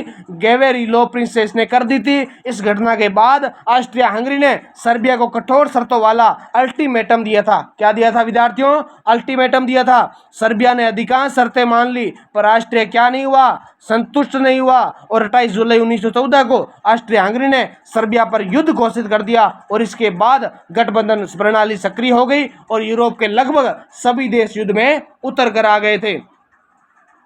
फिर प्रथम विश्व युद्ध की प्रमुख घटनाएं जो कि आपको देखो शॉर्ट में समझा रहा हूं संक्षेप के अंदर, क्योंकि ये भी चीजें अगर आप सारणी परीक्षा के अंदर पेपर एग्जाम गोल के अंदर कॉपी के अंदर बना कराते हो ना, तो कहीं ना कहीं आपके नंबर प्लस में होते हैं। क्योंकि परीक्षक जो विक्षक कॉपी चेक करने वाला था यही देखता है कि विद्यार्थी ने अपनी तरफ से क्या चीज जोड़ा है, अपनी तरफ से क्या टेक्निक लगाई है, क्या पॉइंट को अंडरलाइन किया है, क्या उसने सारणी का प्रयोग किया है, क्या उसने तथ्य बनाए। अगर वो आपका देखता है बनाते हुए ना, तो आपका उत्तर सही मानता है, चाहे आपने अंदर कुछ भी लिखा हो, लेकिन आपके अच्छे नंबर आते हैं। बस आपने पूरे पेज भर दिए, लेकिन आपको मतलब नहीं है क्या पॉइंट बनाना था, क्या चीज लिखनी थी, सन लगाना था कि नहीं लगाना था, बस आप ऐसे पीछे रह जाते हो। इसलिए बोलता हूँ थोड़ा सा ध्यान से लिखे, आपके कंटेंट के अनुरूप ये चीज पीडीएफ तैयार की गई है, बस पीडीएफ को अच्छे से लेकर पढ़े या वीडियो को ज्यादा से ज्यादा देखें। तो वर्ष 1914 ऑस्ट्रिया सर्बिया युद्ध हुआ घटना और महत्व था युद्ध की शुरुआत 1915 इटली मित्र राष्ट्रों में शामिल हुआ और त्रिगुट एकांत मजबूत हुआ। क्या हुआ था? त्रिगुट एकांत मजबूत हुआ। फिर 1917 में क्या हुआ? अमेरिका युद्ध में शामिल हुआ और मित्र राष्ट्रों की शक्ति और बढ़ गई। फिर 1917 में रूस में बोल्शेविक क्रांति हुई और रूस इस युद्ध से क्या हो गया था? बाहर हो गया था। तो पूछ लेते हैं आपको, प्रथम विश्व युद्ध में रूस कब बाहर हुआ था? तो 1917 में हुआ था। और 1918 के अंदर क्या होती है? जर्मनी की हार हो जाती है और इसी हार के साथ क्या हो जाता है? युद्ध की समाप्ति। तो 11 नवंबर 1918 को युद्ध विराम समझौता होता है और प्रथम विश्व युद्ध का क्या हो जाता है? अंत हो जाता है। फिर बात करते हैं प्रथम विश्व युद्ध के परिणाम। कोई भी चीज होती है, चाहे आपका प्रथम विश्व युद्ध है, चाहे दूसरा विश्व है, जर्मन एकीकरण है या इटली का एकीकरण, कोई भी है, उसका परिणाम, उसकी घटना, उसका सन, उसकी हर चीज को आपको डिटेल से लिख कर आना चाहिए। क्योंकि युद्ध हुआ तो घटना तो परिणाम तो कुछ न कुछ हुआ ही होगा। जैसे वर्साई की संधि भी है, देखो तो प्रथम विश्व युद्ध में यहाँ विश्व सामाजिक और राजनीतिक और आर्थिक रूप अंतर्राष्ट्रीय संबंध पूरी तरह बदल दियो। क्यों बदल दियो? क्योंकि हर देश शामिल हुआ बीर में, के सामाजिक नुकसान हुआ, कोई आर्थिक नुकसान हुआ, कोई अंतर्राष्ट्रीय अपनी छवि खराब हुई है, इन कारणों का हर प्रकार में बदलाव आया करे। तो पहला पॉइंट अपन ध्यान रखना है राजनीतिक परिणाम। तो राजनीतिक परिणाम में सब पहला important, very very important, Versailles की संधि। वर्साई की संधि कब हुई? 1919 में हुई। तो जर्मनी पर कठोर शर्तें थोपी गई, जर्मनी ने भारी क्षतिपूर्ति वसूली की गई, इसके औपनिवेशिक प्रदेश छीन लिए गए। यानी जर्मनी जिका भी आप क्षेत्र में औपनिवेशिक गुलाम बने क्षेत्र बाने कहीं कर लियो, छीन लिया इस संधि के तहत। तो आपको पूछ लेते हैं किस संधि के तहत औपनिवेशिक प्रदेश थे जो जर्मनी से छीन लिए गए? वर्साई की संधि के तहत। फिर जर्मनी की सैन्य शक्ति पर कड़े प्रतिबंध लगाए थे। क्या लगाए थे? कड़े प्रतिबंध। दूसरा पॉइंट, साम्राज्य का विघटन। तो 4 बड़े साम्राज्य टूट गए, जैसे जर्मन साम्राज्य, ऑटो हंगेरियन साम्राज्य, ओटोमन साम्राज्य, रूसी साम्राज्य। तीसरा पॉइंट क्या है? नए राष्ट्र का उदय। नए राष्ट्र कौन कौन से बने? तो पहला Poland, Czechoslovakia, Yugoslavia, Finland, Latvia, Lithuania और एस्टोनिया जैसे नए राष्ट्र बने। तो नए राष्ट्र किसके से बने? और नाम भी याद रखना है। तो आपने, मेरे आशा कर रहा हूं कि अभी तक क्लास को देख रहे हैं, बस आप ज्यादा से ज्यादा लाइक और कमेंट करते रहिए। चौथा पॉइंट क्या है? लीग ऑफ नेशन की स्थापना। तो लीग ऑफ नेशन की स्थापना कब हुई? 1920 में हुई। विश्व शांति बनाए रखने के लिए लीग ऑफ नेशंस की स्थापना की गई। हालांकि यह संगठन कमजोर साबित हुआ और द्वितीय विश्व युद्ध को रोक नहीं सका। चौथा, अगला पॉइंट है आर्थिक परिणाम। हमने देखे राजनीतिक परिणाम, अब बात करते हैं आर्थिक परिणामों की। तो आर्थिक परिणाम में अपन कहीं ध्यान रखना है कि युद्ध में यूरोपीय अर्थव्यवस्था बर्बाद होगी। अब कोई भी देश में युद्ध हुई तो बीर में कहीं हुई, अरे आर्थिक अर्थव्यवस्था खराब होई नहीं। आपका कोई चीज थोड़ी सी लड़ाई हुई नहीं तो ही बेटे फूट पाट गुजियो है, यानी फूट पाट वह कौन है? कोई कांच तोड़ दे, कोई की तोड़ दे। लेकिन आज सोचो थे प्रथम विश्व युद्ध है, अर्थव्यवस्था तो खराब होनी है, क्योंकि कह रहे नुकसान कितना रिपेयर हुआ, कितनी बंदूका लगी है, कितना बम फोड़िया है, तो हर चीज नुकसान हुआ है। तो ब्रिटेन, फ्रांस और जर्मनी जैसे देश भारी कर्ज में डूब गए। अब कोई देश पर आर्थिक स्थिति खराब हो नहीं, वो सीधे देश कर जाए, कर्ज में जाए। जनी कोई कहे अपर देश है भारत है तो कभी भी युद्ध कौन जावे, क्योंकि अपन ध्यान है कि युद्ध उग्यो नहीं तो अपर देश है जिको कितने साल बाद जाए, 20-25 साल जा रहे। तो अमेरिका विश्व युद्ध सब बड़ी शक्ति, आर्थिक शक्ति में उभर आयो और वैश्विक व्यापार ठप हो गया और बेरोजगारी बढ़ गई। अब अर्थव्यवस्था कमजोर होगी और क्या होगी? आर्थिक शक्ति कमजोर होगी तो अपने क्या हो जाएगी? बेरोजगारी बढ़ जाएगी और बेरोजगारी बढ़ेगी तो क्या आ जाएगी? भूखमरी आ जाएगी। तीसरा कारण है आपके लिए सामाजिक परिणाम। तो सामाजिक परिणाम, युद्ध में लगभग 1 करोड़ सैनिक और 70 लाख नागरिक मारे गए। तो वेरी वेरी इंपोर्टेंट डाटा आपको पता होना चाहिए कि यहाँ पर युद्ध में जो प्रथम विश्व युद्ध बीर में कम 1 करोड़ सैनिक तो मारी गया है, वो आंकड़ों बताए हुए, लेकिन अब कितना मरिया वहां पर ध्यान को नहीं। और 70 लाख नागरिक मारा गया, लाखों लोग घायल हो गए और विकलांग हो गए। समाज में निराशा, असुरक्षा और अविश्वास और माहौल पैदा हो गयो और महिलाओं की भूमिका बढ़ी, वे कारखाना और कार्यालय में काम करने लगी। चौथा पॉइंट अगलो कहीं है तकनीकी और वैज्ञानिक प्रभाव। तो आपके लिए वेरी वेरी इंपॉर्टेंट, तकनीकी प्रभाव क्या हुआ? तो प्रथम विश्व युद्ध में पहली बार टैंक, मशीन गन और पनडुब्बी, जहरीली गैसें, हवाई जहाज का बड़े पैमाने पर प्रयोग हुआ। चिकित्सा, रेडियो संचार, परिवहन तकनीकों में महत्वपूर्ण प्रगति हुई। आपको एक डाटा याद होना चाहिए, यानी जो प्रथम विश्व युद्ध नहीं फिर में टैंक रो, मशीन गन रो, पनडुब्बिया रो, अगली चीजों का उपयोग हुआ है। और अगलो पॉइंट है द्वितीय विश्व युद्ध की भूमिका। द्वितीय विश्व युद्ध की भूमिका क्या है? तो वर्साई की संधि ने जर्मनी में असंतोष पैदा किया और जर्मनी की आर्थिक और राजनीतिक अस्थिरता ने एडोल्फ हिटलर और नाजी पार्टी के उदय का मार्ग प्रशस्त किया और परिणाम स्वरूप 1939 में द्वितीय विश्व युद्ध की पृष्ठभूमि तैयार कर दी। फिर निष्कर्ष क्या हुआ इसका? तो निष्कर्ष की बात करनी भी बहुत बहुत जरूरी है। तो कोई चीज़ जो अभी निष्कर्ष किया निकला है तो परसों युद्ध में बाद में इस युद्ध में साम्राज्यवादी शक्तियां नींव डाल दी और विश्वरी राजनीतिक और आर्थिक शक्तियों केंद्र यूरोप से अमेरिका और जापान की ओर स्थानांतरित किया गया। लाखों लोगों की मृत्यु, आर्थिक संकट, नए राष्ट्रों का उदय और अंतर्राष्ट्रीय संबंधों की जटिलता, ये सब इस घेरे के प्रभाव थे। यद्यपि शांति के लिए लीग ऑफ नेशन की स्थापना हुई, लेकिन असंतुलित संधियों और आपसी अविश्वास ने एक और बड़े युद्ध की नींव रख दी थी। यानी जिको वो आर्थिक स्थिति हुई खराब भी कहीं हो एक दूसरे युद्ध भी नींव रख दी वही कहीं निकले निष्कर्ष निकले। अब अगलो प्रश्न है 5वां, जिसको बहुत ज़्यादा इंपॉर्टेंट है। 1917 की रूसी क्रांति के कारण घटनाक्रम और प्रभाव का विश्लेषण कीजिए। तो आपको ध्यान से सुनना। अभी तक जिसने भी वीडियो को लाइक नहीं किया, क्योंकि आपके लिए मेहनत लगातार कंटिन्यू है, बस ठहर का करना है, मेहनत करनी है, क्योंकि थाने मेहनत कद हुई और वीडियो ध्यान सुन लगा मन लगा सुनो और वीडियो लाइक और सगला सके शेयर करो और चैनल सब्सक्राइब करो नहीं, वही थारो सपोर्ट है। वही तो सपोर्ट भी मिलती नहीं तो थारे हर प्रकार और सब्जेक्ट है भी वीडियो थारो तक पहुंची पेपर पहला लेकिन सपोर्ट थाने करना पड़े, क्योंकि सपोर्ट नहीं करो, लाइक नहीं करो, सब्सक्राइब नहीं करो तो थारे वास्ते वीडियो क्या बना सकूँ, क्योंकि माने भी सपोर्ट और थोड़ा सी अगर थारो रिएक्शन मिली नहीं जनी जार थारे वास्ते मेहनत कंटिन्यू रही। आप बात करा 5% तो रूसी क्रांति विश्व इतिहास की सबसे महत्वपूर्ण घटनाओं में से एक है, जिससे न केवल रूस की आर्थिक, सामाजिक और आर्थिक संरचना को बदल दिया, बल्कि पूरे विश्व के राजनीतिक परिदृश्य पर गहरा प्रभाव डाला। एक क्रांति मुख्य रूप से 1917 में हुई, जिसमें दो प्रमुख चरण थे, फरवरी क्रांति और अक्टूबर क्रांति। दो किसी क्रांति हुई 1917 में, दो क्रांतियां हुई, एक फरवरी क्रांति और दूसरी हुई अक्टूबर क्रांति। इन दोनों क्रांतियों ने रूस में जारशाही शासन का अंत किया। किसका अंत किया? रूस में जारशाही शासन का अंत किया और दुनिया के पहले समाजवादी राज्य की स्थापना की। दुनिया के सबसे पहले समाजवादी राज्य की स्थापना की। और दूसरा पहला पॉइंट आता है इसके अंदर, रूसी क्रांति के कारण। तो रूसी क्रांति क्या कारण है? तो रूसी क्रांति के कारणों को हम 4 प्रमुख श्रेणियों में बांट सकते हैं। पहलो राजनीतिक, दूसरो सामाजिक, तीसरो आर्थिक और चौथो अंतर्राष्ट्रीय। तो सबसे पहले बात करा आप राजनीतिक कारण। किसी बात करा राजनीतिक कारण, यानी जार निकोलस द्वितीय की निरंकुशता। रूस ने 300 वर्षों से रोमानोव वंश का शासन किया था। किसका किया था?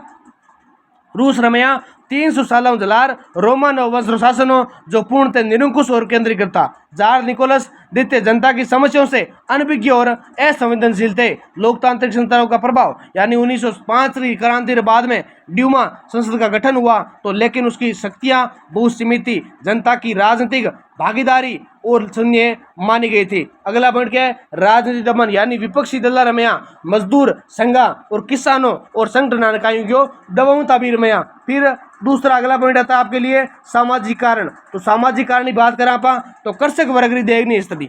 सामाजिक कारण में कहें क्यों? कृषक वर्ग है, किसान वर्ग के बारे दयनीय स्थिति, खराब स्थिति, क्योंकि रूस री 80% जनसंख्या किसान ही। रूस री जगह 80% जनसंख्या में कहीं होती किसान होती, लेकिन हमारे वास्ते भूमि रो स्वामी तो कौन, खुदरा भूमि रा राजा कौन। अब किसान मत भारी कर लगा दियो, जबरन शर्म करवा लियो और सामंती शोषण को बोझ भी बढ़ा दियो। फिर है मजदूर वर्ग की समस्या कहीं गई हुई, तो औद्योगिक मजदूरा वास्ते कार्य परिस्थितियां अत्यंत खराब होगी, जिसको लंबे कार्य समय तक कम मजदूरी और सुरक्षा की कमी के कारण मजदूर असंतुष्ट हो गया। तीसरा पॉइंट है सामाजिक असमानता। अब सामाजिक असमानता किया तो अभिजातीय वर्ग और शासक वर्ग विलासिता में डूबा रहा, यानी भाई तो बढ़िया मजा करेगा, लेकिन जबकि आम जनता है जिसकी कहीं क्यों गरीबी में आप जीवन बितावे, जिसको अभिजात कुलीन वर्ग है वो तो आप बढ़िया जिंदगी जी रही हो, लेकिन आम जनता ने कहीं क्यों गरीबी में आप जीवन बिता रही और रोजमर्रा की जिंदगी जी रही। फिर अगला पॉइंट है आर्थिक कारण। तो आर्थिक कारण में थाने कहीं जा रहा है पिछड़ा औद्योगिक ढांचा, यानी यूरोप की तुलना में रूस औद्योगिक दृष्टि काफी पीछे हो, क्योंकि उत्पादन क्षमता कम ही और जबकि जनसंख्या लगातार बढ़ रही। अगला पॉइंट है भूखमरी और महंगाई। तो भूखमरी महंगाई कैसे? 1914 में प्रथम विश्व युद्ध के दौरान खाद्यान्न संकट बढ़ गया। क्या बढ़ गया था विद्यार्थियों? खाद्यान्न संकट बढ़ गया और मुद्रास्फीति के कारण जीवन यापन कठिन हो गया। आर्थिक नीतियों की विफलता। तो आर्थिक नीतियों की विफलता के कारण सरकार की आर्थिक नीतियां असफल रही, जिससे वित्तीय संकट गहरा हो गया। क्या हो गया था? इससे वित्तीय संकट गहरा हो गया। अगला चौथा पॉइंट है अंतर्राष्ट्रीय कारण। अंतर्राष्ट्रीय कारण प्रथम विश्व युद्ध का प्रभाव 1914 से लेकर 1918 रूस की सेना को भारी पराजय का सामना करना पड़ा। प्रथम विश्व युद्ध कारण यो जिक्र में रूस री सेना में करना पड़ियो, हार रो सामनो करना पड़ियो और लाखों सैनिकारी मृत्यु और घायल होने जनता में कहीं गयो, आक्रोश फैल गयो, रीस आगे बने और युद्ध रे खर्चा ने अर्थव्यवस्था को पूरी तरह से क्या कर दिया, बर्बाद कर दिया था। क्या कर दिया था विद्यार्थियों, बर्बाद कर दिया था। नेक्स्ट आपके लिए पॉइंट, रूसी क्रांति का घटनाक्रम। तो कैसे 1917 के अंदर सबसे पहले आती है इसके अंदर फरवरी क्रांति। रूसी क्रांति का घटनाक्रम के अंदर बात किसकी करते हैं, फरवरी क्रांति, जो कि 1917 में होती है, मार्च 1917। मुख्य कारण खाद्यान्न की कमी, महंगाई, युद्ध में पराजय और जार की निरंकुश नीतियां। मुख्य घटनाएं की बात करें तो पेट्रोग्राड, सेंट पीटर्सबर्ग ने मजदूरों से हड़ताल की और सेना के कई हिस्सों ने जनता के साथ मिलकर विद्रोह किया था।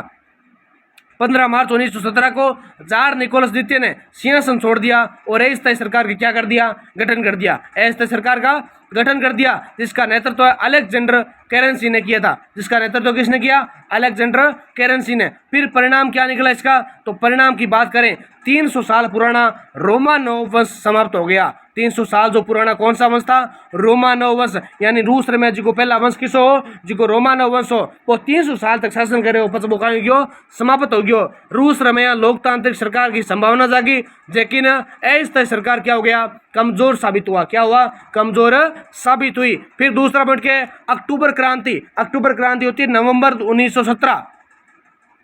जो फरवरी क्रांति है वो तो होती है मार्च में और अक्टूबर वाली होती है नवंबर में। ध्यान रखना था ने 1917, कद ध्यान रखना है 1917। इरो प्रमुख कारण कहीं हो, कारणों यो के अस्थायी सरकारी विफलता होगी, बोल्शेविकों का बढ़ता प्रभाव हो गया, लेनिन का नेतृत्व, नारे रोटी शांति और भूमि तथा सारी सत्ता सोवियतों की, सोवियत यानी रूस की, तो रोटी शांति और भूमि और सारी सत्ता सोवियतों की। ये किसका नेतृत्व है, नारा था, ये लेनिन का था। किसका था, लेनिन का। फिर हम बात करते हैं मुख्य घटनाओं की। मुख्य घटनाओं में 25 अक्टूबर 1917 नए कैलेंडर के अनुसार 7 नवंबर को बोल्शेविकों ने पेट्रोग्राड में सदियों के महल विंटर पैलेस पर कब्जा कर लिया। किस पर कर लिया था, विंटर पैलेस पर कब्जा कर लिया और अस्थायी सरकार को समाप्त करके कर दिया था। ये विद्यार्थियों जो भी आपके लिए वीडियो तैयार किया है, लाइव क्लास मान लीजिए, आप कुछ भी मान लीजिए, बस आप इन प्रश्नों को अच्छे से याद करे जाए, परीक्षा में आपके यही आएंगे। फिर व्लादिमीर लेनिन के नेतृत्व में बोल्शेविक सरकार बनी और परिणाम रो निकलियो कि रूस में पहली बार समाजवादी शासन की स्थापना हुई। कद हुई, रूस में पहली बार समाजवादी शासन की स्थापना हुई और बोल्शेविक पार्टी रो नाम 1918 में कम्युनिस्ट पार्टी रखियो। बोल्शेविक पार्टी रो नाम 1918 में कहीं कर दियो, कम्युनिस्ट पार्टी कर दियो। फिर तीसरा पॉइंट आता है रूसी क्रांति के प्रभाव। अब बात करें आप रूसी क्रांति के प्रभाव रही, अभी तक तो हमारे आधा पीडीपी कौन है, तो रूस का प्रभाव जहां सही अंत 300 साल पुराने रोमानोव वंश का पतन हुआ, समाजवादी की स्थापना, भूमि, उद्योग, बैंक राष्ट्रीयकृत किए गए, गृह युद्ध 1918 से 1921 बोल्शेविकों और विरोधी ताकतों के बीच युद्ध हुआ, जिससे बोल्शेविक विजय रहे और सोवियत संघ का गठन हुआ। 1922 रूस, यूक्रेन, बेलारूस और अन्य राज्यों को मिलाकर USSR, union of Soviet socialist Republic की स्थापना हुई। कब हुई थी, 1922 के अंदर। सोवियत संघ का गठन कब हुआ, 1922 के अंदर हुआ।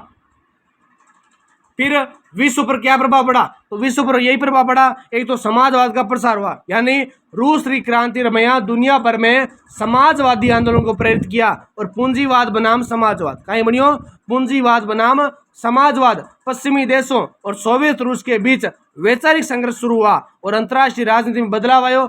विश्व राजनीति में दो ध्रुव बन गए। कितने ध्रुव बन गया, दो ध्रुव बन गया, एक पूंजीवादी गुट और एक समाजवादी गुट। पूंजीवादी गुट में कौन कौन आ गया, एक अमेरिका आ गया और एक ब्रिटेन आ गया, एक अमेरिका और एक ब्रिटेन। जबकि बात करें आप समाजवादी गुट रही, तो समाजवादी गुट में आपने ध्यान रखना है कि एक तो सोवियत संघ आयो और एक हीरो सहयोगी देश आया है। फिर कॉलोनियों पर प्रभाव, यानी कॉलोनियों कैसे, तो भारत, चीन, वियतनाम आदि देशों में स्वतंत्रता और समाजवादी आंदोलन को नई दिशा मिली। क्या दिशा मिली, नई दिशा मिली है। बस इसके निष्कर्ष बात करना अपन, तो निष्कर्ष कहीं हो, तो 1917 में रूसी क्रांति न केवल रूस लिए बल्कि संपूर्ण विश्ववाद है ऐतिहासिक परिवर्तन की शुरुआत हुई। इसने शुरुआत की, इसने जारशाही शासन का अंत किया और समाजवादी की स्थापना की। किसकी स्थापना की थी, समाजवादी, और अंतर्राष्ट्रीय राजनीति में नए विचारधारक संघर्ष शुरुआत की थी। फिर आप वास्ते लेनिन के नेतृत्व में हुई एक क्रांति शोषण मुक्त समाज री दिशा में एक महत्वपूर्ण कदम थी जिसने आने वाले दशकों तक वैश्विक राजनीति और अर्थव्यवस्था और समाज पर गहरा प्रभाव डाला। अगला क्वेश्चन है कि इटली में फासीवाद के उदय के कारण और उसके प्रभाव पर प्रकाश डालिए। बहुत ही महत्वपूर्ण प्रश्न है कि प्रथम विश्व युद्ध 1914 से 1918 के पश्चात यूरोप में राजनीतिक और सामाजिक और आर्थिक अस्थिरता व्याप्त थी, यानी विशेषकर इटली में स्थिरता अधिक थी, जिसके परिणाम स्वरूप एक नई राजनीतिक विचारधारा फासीवाद का उदय हुआ। यानी अपन का ध्यान रखना है कि फासीवाद रो उदय हो और भी नेतृत्व बेनिटो मुसोलिनी ने किया था। फासीवाद रो जिको नेतृत्व है वो कौन करियो, तो बेनिटो मुसोलिनी कियो। अपन प्रश्न छोटो वालों भी आज के याद रखना है। फासीवाद रो उदय केवल इटली री आंतरिक परिस्थितियों रो परिणाम कोनी हो, बल्कि वो पूरे यूरोप री राजनीतिक परिस्थितियों, युद्धोत्तर असंतोष और राष्ट्रवादी भावनाओं की अभिव्यक्ति भी माना जाता है। अब आप बात करें फासीवाद रो अर्थ का ही है, तो बहुत ज्यादा इंपॉर्टेंट है फासीवाद छोटा वाला 2 नंबर वाला क्वेश्चन आए तो भी आपका प्रश्न आ सकता है। फासीवाद से आप क्या समझते हैं? फासीवाद शब्द इतालवी शब्द फासियो से निकला है। किससे निकला है? फासियो से निकला है, जिसका अर्थ होता है गठबंधन। जिसका अर्थ का में गठबंधन या समूह है, वो एक ऐसी राजनीतिक विचारधारा है जो अत्यधिक राष्ट्रवाद, तानाशाही, सैन्यवाद, साम्यवाद विरोध, लोकतंत्र विरोध और व्यक्तिगत स्वतंत्रता के दमन पर आधारित होती है। यानी जिसको फासीवाद कहा हुआ है बाइगेडी विचारधारा है, जिसकी अत्यधिक एक तो राष्ट्रवाद हुए, तानाशाही हुए, सैन्यवाद हुए, जिकेरो विरोध हुए, बिरु दमन करनी भी निकवे फासीवाद। कहीं कवे फासीवाद। और मुसोलिनी के नेतृत्व में इटली में 1922 में फासीवादी शासन स्थापित हुआ था। तो पूछ लेते हैं इटली में फासीवाद का स्थापना कब हुई? 1922 में हुई। कब हुई? 1922 में। फिर अगला पॉइंट है इटली में फासीवाद के उदय के कारण। कहीं के कारण? तो पहला कारण है प्रथम विश्व युद्ध का प्रभाव। क्या कारण है?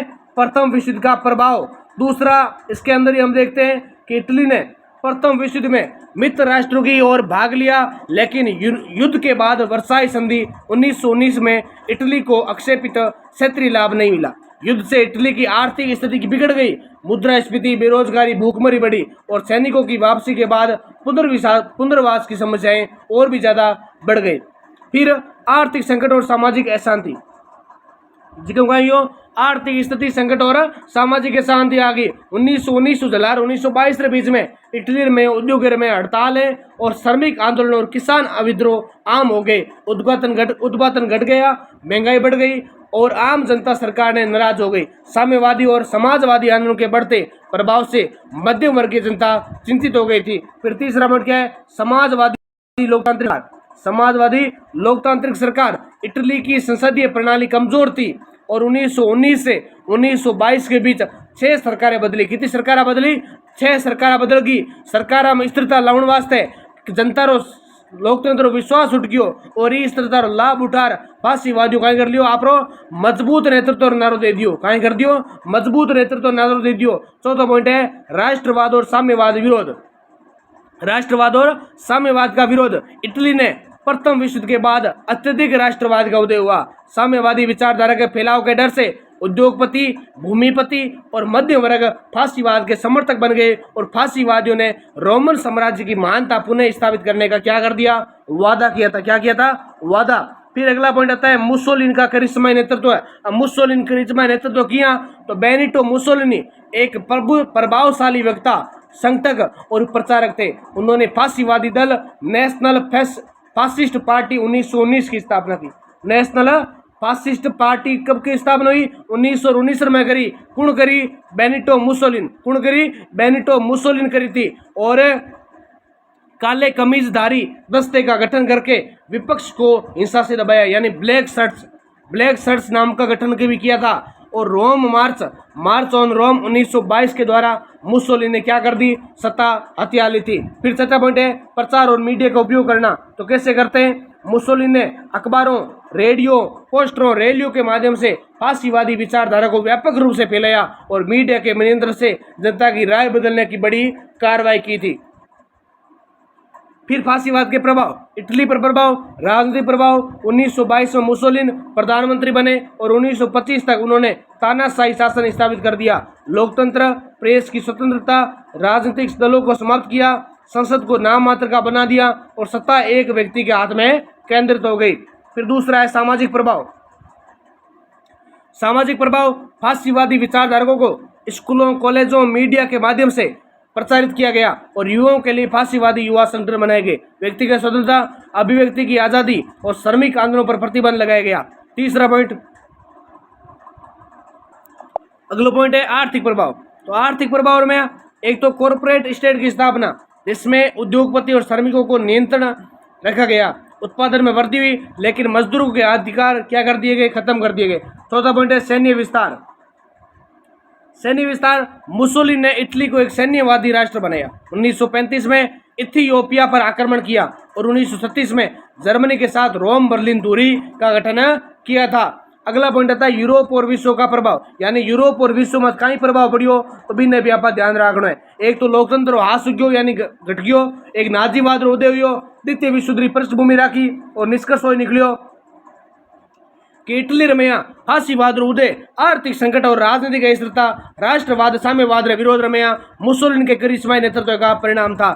यानी हालांकि प्रारंभिक समय रमया फासीवाद ने इटली में अस्थिरता और औद्योगिक प्रगति की, लेकिन इसकी तानाशाही नीतियों और लोकतंत्र विरोधी दृष्टिकोण, सैन्यवाद और हिटलर के साथ गठबंधन ने अंततः इटली को द्वितीय विश्व युद्ध की तबाही में धकेल दिया। क्या कर दिया, तबाही में धकेल दियो। एक द्वितीय विश्व युद्ध की पृष्ठभूमि में बन गई, क्योंकि अपन ध्यान होना चाहिए कि मुसोलिनी जी की आक्रामक विदेश नीति नहीं भी कहीं गठबंधन में द्वितीय विश्व युद्ध की नींव राख दी 1939 में। ओ कहीं ये उत्तर मानी गयो है।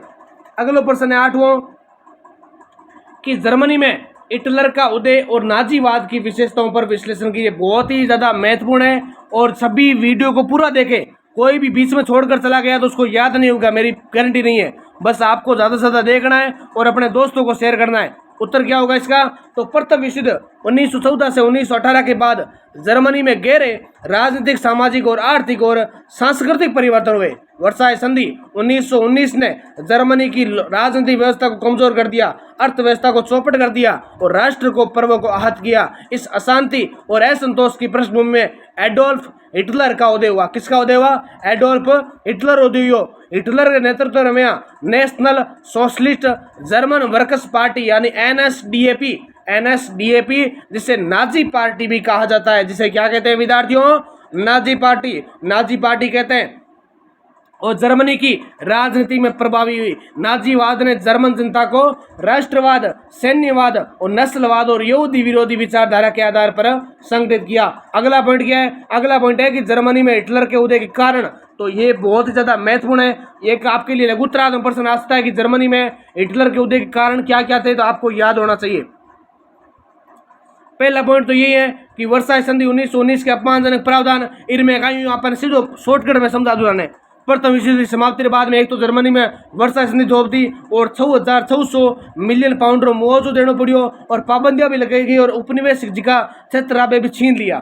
और कहीं अपमानजनक संधि और भी हुई कि राष्ट्रवादी आक्रोश पैदा हो गयो और लाभ भी हिटलर ने उठा लियो वीरो। दूसरो है वाइमर गणराज्य रे सफलता। वाइमर गणराज्य रे सफलता किया 1919 जुलाई 1933 रमया, यानी प्रथम विश्व युद्ध बाद रमया स्थापित जो वामन गणराज्य है नहीं वो कमजोर और अस्थिर हो गयो, और जिससे राजनीतिक अस्थिरता बढ़ी और लोकतांत्रिक व्यवस्था जनता रोकाई गयो, विश्वास जीत कौन पाई, जिसको गणराज्य हो वो कहीं क्यों विश्वास कौन जीत पायो। और हिटलर ने इस स्थिति में मजबूत नेतृत्व है स्थिरता का वादा करके जनता को क्या कर दिया, आकर्षित किया था। तीसरा पॉइंट है आर्थिक मंदी और बेरोजगारी। आर्थिक मंदी और बेरोजगारी 1919 की महामंदी ने जर्मनी को अर्थव्यवस्था को तबाह कर दिया। औद्योगिक उत्पादन ठप हो गया और लाखों लोग बेरोजगार हो गए। लाखों लोग क्या हो गए, बेरोजगार हो गए। गरीबी और भूखमरी के बीच जनता मजबूत और निर्णायक नेतृत्व चाहती थी जो हिटलर ने दिया था। चौथा पॉइंट क्या है, राष्ट्रवादी और प्रतिशोध की भावना। तो कैसे विद्यार्थियों, जर्मनी की जनता वर्साय संधि से मिले अपमान का बदला लेना चाहती थी और हिटलर ने जर्मनी को पुनः महान बनाने का नारा दिया था। हिटलर ने क्या किया, इसे पुनः महान बनाने का नारा दिया और उसने जर्मन जनता को आश्वासन दिया कि वे खोए हुए क्षेत्र, उपनिवेश और जनता को वापस सम्मान दिलाकर रहेगा। अगला पॉइंट है हिटलर की व्यक्तित्व क्षमता, यानी हिटलर एक करिश्माई वक्ता और कुशल आयोजक था। उसने जनता में जोश, विश्वास और एकता की भावना भर दी। उसकी किताब मैन कम्फ ने प्रस्तुत विचारधारा से जनता पर गहरा प्रभाव डाल दिया था। अगला पॉइंट है आपके लिए प्रचार तंत्र और नाजी पार्टी की संगठनात्मक शक्ति। अगला 7वां पॉइंट साम्यवाद का भय। फिर बात करते हैं हम सीधे नाजीवाद की प्रमुख विशेषताओं की। नाजीवाद की विशेषताओं की बात करें तो पहला पॉइंट था चरम राष्ट्रवाद, यानी नाजीवाद के मूल सिद्धांत था जर्मनी सर्वोपरि। जर्मनी सर्वोपरि इसका उद्देश्य था कि जर्मनी की खोई हुई शक्ति और सम्मान को वापस दिलाना। जर्मन संस्कृति, भाषा और परंपराओं को श्रेष्ठ माना गया। दूसरा पॉइंट है नस्लवाद और आर्य श्रेष्ठता सिद्धांत। आर्य श्रेष्ठता सिद्धांत यानी अपने विद्यार्थियों इनमें कहीं ध्यान रखना है कि नाजी विचारधारा अनुसार आर्य जाति विशेषकर जर्मन विश्व की श्रेष्ठ जाति, किसी नाजी विचारधारा कहीं आर्य जाति की श्रेष्ठ जाति और यहूदियों, जिप्सियों, स्लावों और अफ्रीकी लोगों को निम्न जाति माना गया और यहूदियों पर विशेष रूप से घृणा की, यानी एक रीच टाइप की घृणा, एक बिना पूरी दृष्टियों देखना मान चालू कर दियो और जर्मनी की सभी समस्याओं का जिम्मेदार ठहरा गया। तीसरा पॉइंट है यहूदी विरोध। नाजीवाद का सबसे कट्टर पहलू यहूदियों के खिलाफ घृणा था। यहूदियों को आर्थिक संकट, बेरोजगारी और वर्साई संधि के लिए जिम्मेदार बताया गया। लाखों यहूदियों को यातना शिविरों में मारा गया और जिसे होलोकॉस्ट कहा जाता है, यानी जिका लाखों यहूदियों ने भी नकाई कर दियो, यातना, प्रताड़ित, ठोक कर कोई इस प्रकार सलाहकार पीछे डाल नकाई कर दिया, मार दिया और नकाई कियो, होलोकॉस्ट कहा जाता है। उसको क्या कहते हैं? होलोकॉस्ट। नेक्स्ट आपके लिए एक दलीय तानाशाही। एक दलीय तानाशाही कहीं होती? नाजी पार्टी को जर्मनी की एकमात्र वैध पार्टी घोषित किया गया और राजनीतिक विरोधियों, बुद्धिजीवियों और स्वतंत्र प्रेस को खत्म कर दिया। हिटलर को फ्यूरर यानी सर्वोच्च नेता का दर्जा दिया गया, यानी जिसको हिटलर ने भी निकाय कियो, फ्यूरर यानी सर्वोच्च नेता दर्जा दे दियो। पांचों पॉइंट है सैन्यवाद और विस्तारवादी नीति। सैन्यवाद और विस्तारवादी नीति यानी नाजीवाद उद्देश्य वही हो कि जर्मनी सैन्य शक्ति ने पुनः स्थापित करा पा और हिटलर ने बड़े पैमाने पर हथियार उत्पादन शुरू कर दियो। कहीं कर दियो? हथियार उत्पादन शुरू कर दियो। उसने लेबेसरासुम यानी जीवन क्षेत्रीय अवधारणा प्रस्तुत करी, जिके रहते तू जर्मनी में कहीं कर दियो, नए क्षेत्र में कब्जो करना शुरू कर दियो। छठा पॉइंट है प्रचार और जनमत। प्रचार और जनमत कैसे? तो जोसेफ गोएबल्स के नेतृत्व में नाजी प्रचार तंत्र अत्यंत प्रभावी था। पोस्टर, रेडियो, फिल्में, भाषण, जनसभाओं के माध्यम से हिटलर की छवि को उदाहरक के रूप में प्रस्तुत किया गया। सातवां पॉइंट है आर्थिक पुनर्निर्माण। आर्थिक पुनर्निर्माण को मतलब क्या हुआ है कि नाजी शासन रवैया सार्वजनिक निर्माण कार्य, सड़कें, ऑटोबोन और उद्योगों का तेजी से विकास किया गया। बेरोजगारी में कमी आई, जिके जनता रोकायों की विश्वास नाजी शासन में बढ़ गयो। क्यों? नाजी शासन में यह विश्वास और भी ज्यादा बढ़ गयो। अब निष्कर्ष कहाँ यही रहो? तो निष्कर्ष वही है कि जर्मनी में हिटलर उदय केवल उसकी व्यक्तिगत क्षमताओं का परिणाम नहीं था, बल्कि वर्साई संधि, वाइमर गणराज्य की विफलता, आर्थिक मंदी और साम्यवाद का भय राष्ट्रवादी भावनाओं में उसके योगदान दिया था। नाजीवाद ने जर्मनी को एक समय के लिए आर्थिक स्थिरता, सैन्य शक्ति, राष्ट्रीय गौरव दिलाया, लेकिन उसकी श्रम, नस्लवादी और विस्तारवादी नीतियों ने द्वितीय विश्व युद्ध की नींव रखी थी। हिटलर का शासन जर्मन इतिहास में तानाशाही, अत्याचार और विनाश का प्रतीक बन गया था। क्या बन गया था? विचार का विनाश का प्रतीक बन गया था। फिर 9 नंबर क्वेश्चन आपके लिए, सोवियत संघ की साम्यवादी नीतियों एवं स्टालिन की आर्थिक नीतियों का मूल्यांकन कीजिए। क्या कीजिए? स्टालिन की नीतियों का मूल्यांकन कीजिए। यह भी आपके लिए वेरी वेरी इंपोर्टेंट, यानी सोवियत संघ यूएसएसआर की स्थापना के बारे में बात कर रहे हैं हम। सोवियत संघ की साम्यवादी नीतियों की, यानी 1917 की रूसी क्रांति के बाद सोवियत संघ की स्थापना हुई, जिससे विश्व राजनीति और अर्थव्यवस्था में एक नए युग की शुरुआत की। विद्यार्थियों, सोवियत संघ की नीतियां कार्ल मार्क्स और लेनिन के साम्यवाद के सिद्धांतों का आधारित थी, जिनका उद्देश्य एक वर्गहीन समाज की स्थापना, उत्पादन के साधनों का सामूहिकरण और राज्य द्वारा नियंत्रित अर्थव्यवस्था का निर्माण करना था। जोसेफ स्टालिन 1924 से 1953 के शासनकाल में इन नीतियों को कठोरता से लागू किया गया, जिसमें औद्योगिकरण, कृषि का सामूहिकरण और पंचवर्षीय योजनाएं प्रमुख मानी जाती है। फिर बात करते हैं, पहला पॉइंट आता है सोवियत संघ की साम्यवादी नीतियां, यानी साम्यवाद की मूल अवधारणा क्या है? तो समाज में वर्ग भेद को समाप्त करना। दूसरा पॉइंट है उत्पादन के साधनों पर राज्य का स्वामित्व होना। तीसरा पॉइंट है निजी संपत्ति का उन्मूलन। चौथा पॉइंट है राज्य के बजाय समाज के सामूहिक हित को प्राथमिकता देना। दूसरा पॉइंट क्या है? लेनिन काल की साम्यवादी नीतियां, यानी अपन ध्यान होना चाहिए कि युद्धकालीन साम्यवाद, वॉर कम्युनिज्म 1918 से 1921 यानी गृह युद्ध दौरान लागू की गई और इसकी विशेषता क्या थी? उद्योगों का राष्ट्रीयकरण, कृषि उत्पादों की जब्ती, निजी व्यापार पर प्रतिबंध, केंद्रीकृत राष्ट्रीय आर्थिक नियंत्रण। दूसरा है परिणाम इसके, तो उत्पादन में गिरावट आई, अकाल और बेरोजगारी, किसानों में असंतोष हो गया था। फिर दूसरा पॉइंट क्या है, नई आर्थिक नीति यानी एनईपी 1921 से 1928, 1921 से 1928 विद्यार्थियों लेनिन ने अर्थव्यवस्था को पुनर्जीवित करने हेतु लागू की थी। यानी जो कि वो लेनिन ने नई आर्थिक नीति कहीं काम लायो, ओ ई वास्ते लायो कि नई आर्थिक स्थिति भी पुनर्जीवित करा, बिन बड़ी तरीकों वहाँ पर बढ़ार पेश करा। तो बिन विशेषता कहेंगे एक तो छोटा उद्योग है, कोई प्रकार व्यवहार है, व्यापार है, पर आंशिक रूप निजी हाथार में दे दिया। और कृषि रमैया निजी स्वामित्व और आंशिक अनुमति विदेशी निवेश में प्रोत्साहन दे दियो। और परिणाम वही निकलियो कि तो आर्थिक स्थिरता में सुधार आ गयो और किसानों की स्थिति में थोड़ी थार राहत हो गई, लेकिन साम्यवाद की शुद्ध अवधारणा में विचलन भी हो गया था। फिर स्टालिन की आर्थिक नीतियां, 1924 से लेकर 1953। तो स्टालिन ने सत्ता संभालने के बाद सोवियत संघ की अर्थव्यवस्था को बदलने के लिए कठोर कदम उठाए। इनका मुख्य उद्देश्य सोवियत संघ को औद्योगिक और सैन्य महाशक्ति बनाना था। क्या करना था? सैन्य महाशक्ति बनाना था। पहला पॉइंट है पंचवर्षीय योजना यानी 5 ईयर प्लान्स। तो सबसे पहली पंचवर्षीय योजना 1928 से 1932। उद्देश्य था इसका तीव्र औद्योगिकरण। उद्देश्य क्या था? तीव्र औद्योगिकरण, तेजी से औद्योगिकरण। उपलब्धियां मिली इसको, इस्पात, कोयला, मशीन निर्माण में भारी वृद्धि हुई और नए औद्योगिक क्षेत्रों की स्थापना हुई। फिर कमियां, तो उपभोक्ता वस्तुओं का अभाव हुआ, कमी आई इसके अंदर, श्रमिकों का अतिरिक्त दबाव आया। दूसरी पंचवर्षीय योजना 1933 से 1937 तक, यानी उद्देश्य भारी उद्योग और परिवहन का विकास हुआ। और उपलब्धि इसको क्या मिली? उपलब्धि की बात करें तो बिजली उत्पादन और रेलवे नेटवर्क का विस्तार हुआ, सैन्य प्रगति की प्रगति हुई। तीसरी पंचवर्षीय योजना 1938 से 1941। उद्देश्य रक्षा उत्पादन को बढ़ाना, रुकावट द्वितीय विश्व युद्ध के कारण योजना अधूरी रह गई थी।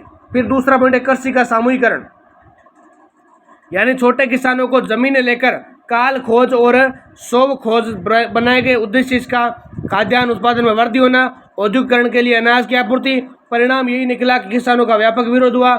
यूक्रेन और अन्य क्षेत्रों में भूखमरी आ गई, लाखों किसानों की मौत हो गई, लाखों किसानों की होगी मौत होगी। अब आप सीधे व्यापारी भाषा में देखा तो एक तो खाद्यान्न में कमी आ गई, वृद्धि होगी, उद्योग गयो, अनाज की आपूर्ति होने लगी और किसानों विरोध होने लग्यो। और यूक्रेन जैसा क्षेत्र में आ गई भूखमरी आ गई।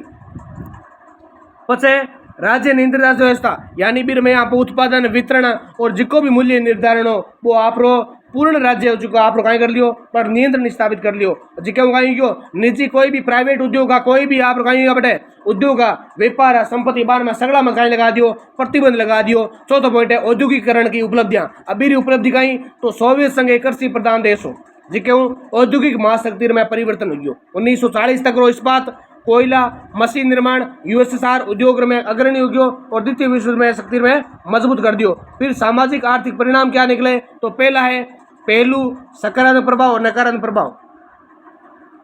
सबसे पहला औद्योगिकरण, यानी भारी उद्योगों का तीव्र विकास हुआ और नकारात्मक उद्योग उपभोक्ता वस्तुओं की कमी आई। कृषि में उत्पादन प्रणाली में तकनीकी सुधार, किसानों की स्वतंत्रता समाप्त हो गई।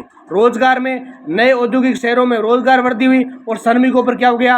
अत्यधिक श्रम बोझ हो गया। सैन्य शक्ति, यूएसएसआर एक महाशक्ति बना और सैन्य खर्च ने जनता की जीवन गुणवत्ता घटाई थी। समाज के अंदर शिक्षा और स्वास्थ्य में सुधार आया और स्वतंत्रता का ह्रास राजनीतिक दमन माना गया था।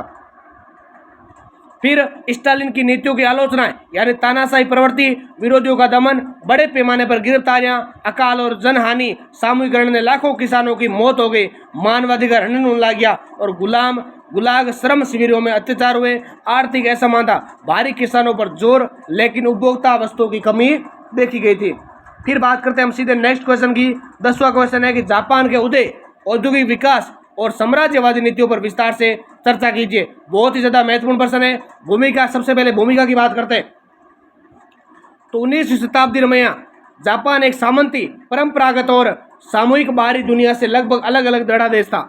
परंतु 1868 मेजी पुनर्स्थापना के बाद में जापान ने राजनीतिक, सामाजिक और आर्थिक और औद्योगिक क्षेत्र में व्यापक परिवर्तन हुआ, जिससे वे कुछ दशकों में ही एशिया का पहला आधुनिक औद्योगिक राष्ट्र बनकर उभरा। इसके साथ ही जापान ने साम्राज्यवादी नीतियों को अपनाकर पूर्वी एशिया में अपनी शक्ति का विस्तार किया। क्या किया? पूर्वी शक्ति का विस्तार किया। अब बात करते हैं जापान का उदय। तो जापान का उदय कैसे हुआ? सामंती जापान की स्थिति 1968 से पहले। तो 17वीं से 19वीं शताब्दी तक जापान टोकुगावा शोगुनत के अधीन था। किसके अधीन था? टोकुगावा शोगुनत के अधीन था। दो देश 4 भागों में बंटा। देश कितना भागा में बंटियो? जिको जापान है विद्यार्थियों वो 4 भागा में बंटियो। एक तो समुराई, एक किसान, एक शिल्पकार और एक व्यापारी। एक व्यापारी। विदेश संपर्क में कड़ी रोक होगी। केवल डच व्यापारियों को सीमित अनुमति थी। कितनी थी? केवल जिका डच व्यापारी नहीं बाने सीमित अनुमति दे दी। और आधुनिक उद्योग, सेना और प्रशासनिक ढांचे का लगभग क्या हो गया? कमी आ गई। फिर है मेजी पुनर्स्थापना। तो मेजी पुनर्स्थापना 1968 की बात करें तो सम्राट मेजी 1868 के अंदर उसके नेतृत्व में आधुनिक जापान की नींव पड़ी और सामंती शासन समाप्त हो गया। केंद्रीकृत प्रशासन स्थापित हो गया। शिक्षा, न्याय, उद्योग, सेना और परिवहन क्षेत्र में पश्चिमी मॉडल अपनाया माना गया था। फिर जापान औद्योगिक विकास। अब जापान औद्योगिक विकास किया हो, एक तो औद्योगिक क्रांति शुरुआत होगी। तो विद्यार्थियों 1868 के बाद जापान ने पश्चिमी औद्योगिक तकनीक को अपनाया और उसे स्थानीय जरूरतों के अनुसार डाला। 1872 में पहले रेलवे लाइन छोड़ी गई और 1870 के दशक में टेलीग्राफ और डाक प्रणाली विकसित की गई। यानी एक तो टेलीग्राम और एक डाक प्रणाली विकसित 1870 में की गई थी। हथकरघा उद्योग से मशीन आधारित कपड़ा उद्योग की और तेजी विकास हुआ। और सरकारी नीतियों की बात करें तो सरकारी नीतियों में सरकार ने शुरुआती दौर में सरकारी पूंजी से उद्योग निवेश किए, बाद में उन्हें निजी हाथों में बेच दिया गया। विशेष रूप से मित्सुबिशी, मित्सुई, सुमितोमो और यशुदा जैसे घराने उभरे जिन्होंने जापान की औद्योगिक वृद्धि में महत्वपूर्ण भूमिका निभाई थी। कुछ आप बात करा औद्योगिक क्षेत्र और विकास, जिक्र में कपड़ा उद्योग, भारी उद्योग, रसायन उद्योग और युद्धक और औद्योगिक उत्पादन। पचे बात आवे शिक्षा और अनुशासन। तो शिक्षा और अनुशासन में यहाँ सगड़ा मोतो इम्पोर्टेंट है कि सरकार ने पश्चिमी विज्ञान और तकनीक को बढ़ावा देने के लिए विश्वविद्यालय और अनुसंधान केंद्र स्थापित किए। यूरोप और अमेरिका ने विशेषज्ञ बुलाए गए थे। पच बात में जापान की साम्राज्यवादी नीति। साम्राज्यवादी नीति में साम्राज्यवाद के कारण कच्चे माल की आवश्यकता, उद्योगों के लिए लोहा, कोयला, तेल और रबड़ की जरूरत, बाजार की तलाश, रणनीतिक दृष्टि, पश्चिमी साम्राज्यवादी नकल और इनमें कहीं है सगड़ों कच्चे माल में एक तो उद्योग, लोहा, कोयला, तेल, रबड़ जरूरत पड़ी। उत्पादित माल नए बाजार मिलियो और प्रभुत्व साम्राज्य स्थापित कर दियो और विस्तार विधि नीति अपना ली। पचे प्रथम विश्व युद्ध 1914 और 1918 में भूमिका। तो जापान ने मित्र राष्ट्रों की ओर से युद्ध में भाग लिया था। यानी जो जापान होनी वो मित्र राष्ट्रों में कहीं हो युद्ध में भाग लियो प्रथम युद्ध में। और जर्मनी ने प्रशांत महासागर और चीन में उपनिवेश ऊपर कहीं कर लियो, कब्जो कर लियो। दूसरा है द्वितीय विश्व युद्ध से पहले विस्तार। यानी 1931 में मंचूरिया पर कब्जा, 1937 में चीन जापान युद्ध, 1940 में greater east India cup east Asia को प्रोस्पेरिटी स्पीरिट नीति लगाई। यानी 1940 में किसी नीति लगाई? प्रोस्पेरिटी स्पीरिट नीति को लागू किया था। उसके बाद द्वितीय विश्व युद्ध 1939-45 के अंदर जापान ने 1941 में पर्ल हार्बर पर हमला किया, दक्षिण पूर्वी एशिया में विशाल साम्राज्य स्थापित किया। लेकिन 1945 में हिरोशिमा और नागासाकी के परमाणु बम गिराने के बाद जापान ने क्या कर दिया? आत्मसमर्पण कर दिया। यानी द्वितीय विश्व युद्ध में 1945 में हिरोशिमा और नागासाकी में परमाणु बम गिरने के बाद में जापान कहीं कर दियो? आत्मसमर्पण कर दियो। फिर बात करें आप जापान की साम्राज्यवादी नीतियों के परिणाम। एक तो सकारात्मक है, जिक्र में जापान एशिया की सब बड़ी औद्योगिक शक्ति बन गई और एशिया में राजनीतिक और सैन्य शक्ति में उभरियो, विज्ञान, तकनीक, शिक्षा क्षेत्र में प्रगति कर ली। नकारात्मक बात करा तो कोरिया, चीन, अन्य उपनिवेश जापान अत्याचारी हो गए, क्षेत्रीय तनाव, युद्धों की वृद्धि हो गई, द्वितीय विश्व युद्ध में विनाशकारी पराजय हो गए। अब निष्कर्ष की बात करते हैं तो जापान का उदय मेजी पुनर्स्थापना के बाद तीव्र औद्योगिक क्रांति और प्रभावी प्रशासनिक सुधारों और तकनीकी को अपनाने का परिणाम था। परंतु तेज औद्योगिक विकास के साथ जापान ने साम्राज्यवादी नीति अपनाई, लेकिन उसे एशिया की प्रमुख शक्ति बनाया। हालांकि इसी विस्तारवादी नीति ने उसे द्वितीय विश्व की त्रासदी जगह पहुंचा दिया। प्यारे विद्यार्थियों, अगला क्वेश्चन है द्वितीय विश्व युद्ध के कारण घटनाक्रम एवं प्रभाव का विस्तृत विश्लेषण करो।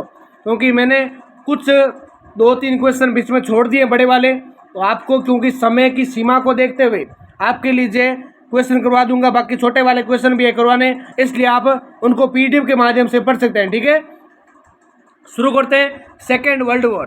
तो भूमिका द्वितीय विश्व युद्ध 1939-1945 आधुनिक विश्व इतिहास की सबसे विनाशकारी घटनाओं में से एक था। ये केवल सैन्य टकराव नहीं था, बल्कि राजनीतिक, आर्थिक और सामाजिक और वैचारिक संघर्ष का परिणाम था। इसने एशिया और यूरोप, अफ्रीका और प्रशांत महासागर क्षेत्र शामिल थे। लगभग 70 देशों ने इसमें भाग लिया और 8 करोड़ से अधिक लोग मारे गए थे। विश्व व्यवस्था पूरी तरह बदल गई। इस युद्ध के पीछे प्रथम विश्व की नीतियां, वर्साई संधि की कठोर शर्तें, साम्राज्यवादी नीतियां, फांसीवाद और नाजीवाद का उदय एवं राष्ट्र संघ की विफलता के प्रमुख कारण माने जाते हैं। फिर बात करते हैं द्वितीय विश्व के कारण, यानी द्वितीय विश्व का कारण क्यों हुआ था युद्ध। तो पहला है वर्साई संधि 1919 की कठोर शर्तें। तो प्रथम विश्व के बाद जर्मनी पर वर्साई संधि द्वारा अपमानजनक शर्तें थोपी गई थी। जर्मनी से भारी युद्ध क्षतिपूर्ति ली गई, उसकी सैन्य शक्ति सीमित कर दी गई और कई क्षेत्र छीने गए थे। इससे जर्मन जनता में आक्रोश, बदले की भावना और राष्ट्रवाद बढ़ गया था। दूसरा है हिटलर और नाजीवाद का उदय। हिटलर और नाजीवाद का उदय 1933 में एडोल्फ हिटलर के जर्मनी का चांसलर बनने के बाद नाजी विचारधारा तेजी से फैल गई। इसकी प्रमुख बातें थी, एक तो आर्य श्रेष्ठता का सिद्धांत देना, यहूदियों पर विरोध करना, वर्साई संधि को तोड़ने का संकल्प देना और जर्मनी के लिए लेबेन्सराउम रहने की जगह नीति देना। हिटलर ने सैन्य निर्माण शुरू किया, ऑस्ट्रिया का विलय किया और पोलैंड पर आक्रमण की तैयारी शुरू कर दी थी। उसके बाद इटली में फांसीवाद और मुसोलिनी की नीतियां। तो बेनिटो मुसोलिनी 1922 ने फांसीवाद शासन स्थापित किया था। उसकी महत्वाकांक्षी नव रोमन साम्राज्य की नीति ने अमेरिका, इथियोपिया का भूमध्य सागर में तनाव पैदा कर दिया। यानी कहीं आप कहें इटली में फांसीवाद मुसोलिनी थी कहीं, तो बेनिटो कहीं करियो फांसीवाद शासन स्थापित कर लियो और आप इच्छा वास्ते, महत्वाकांक्षा वास्ते नव रोमन साम्राज्य नीतियों लेर अफ्रीका और भूमध्य सागर में आप तनाव बना दियो, यानी जो खींचा ताड़ना जो पैदा कर दियो। पचे जापान री साम्राज्यवादी नीति। तो जापान ने एशिया में प्रभुत्व स्थापित करने की नीति बनाई और 1931 में मंचूरिया पर, 1937 में चीन पर आक्रमण करके उसने प्रशांत क्षेत्र में युद्ध की भूमिका तैयार की थी। अगला पॉइंट है अड़े तो राष्ट्र संघ की विफलता, यानी 1919 रमैया स्थापित राष्ट्र संघ उद्देश्य विश्व शांति कायम करनो, परंतु जापान, इटली और जर्मनी आक्रामक कदम दूर रखने वास्ते पूरी तरह विफल हो गयो। अमेरिका री अनुपस्थिति में सदस्य देशारी उदासीनता ने कमजोर कर दियो। अगला पॉइंट का ये साम्राज्यवादी देशों के बीच प्रतिस्पर्धा, यानी जिनका भी साम्राज्यवादी देश हमारे बीच में कहीं आपस में होड़ लागी। एक तो Britain, France, Germany, Japan, America और इटली सब उपनिवेशियों और संसाधनों और कब्जे के लिए होड़ में थे। एशिया, अफ्रीका और मध्य पूर्व के तेल संसाधनों पर नियंत्रण के लिए संघर्ष बढ़ता गया था। अगला पॉइंट क्या है, आर्थिक महामंदी, यानी 1929 के अंदर अमेरिका में आई आर्थिक महामंदी का प्रभाव पूरी दुनिया पर पड़ा। बेरोजगारी, गरीबी और अस्थिरता के कारण जर्मनी, इटली और जापान में चरणपंथी दल मजबूत किया गया। अगला पॉइंट है तुष्टीकरण की नीति। तो एप्रीसेंटमेंट पॉलिसी, ब्रिटेन और फ्रांस ने हिटलर को रोकने के बजाय तुष्टीकरण की नीति अपनाई। 1938 की म्यूनिक संधि ने जर्मनी को चेकोस्लोवाकिया का सुडेटनेलैंड सौंप दिया गया था। उसने हिटलर के हौसले को और बढ़ा दिया था। फिर बात करते हैं प्रतिद्वंदी सैन्य संगठनों का निर्माण कर कैसे हुआ।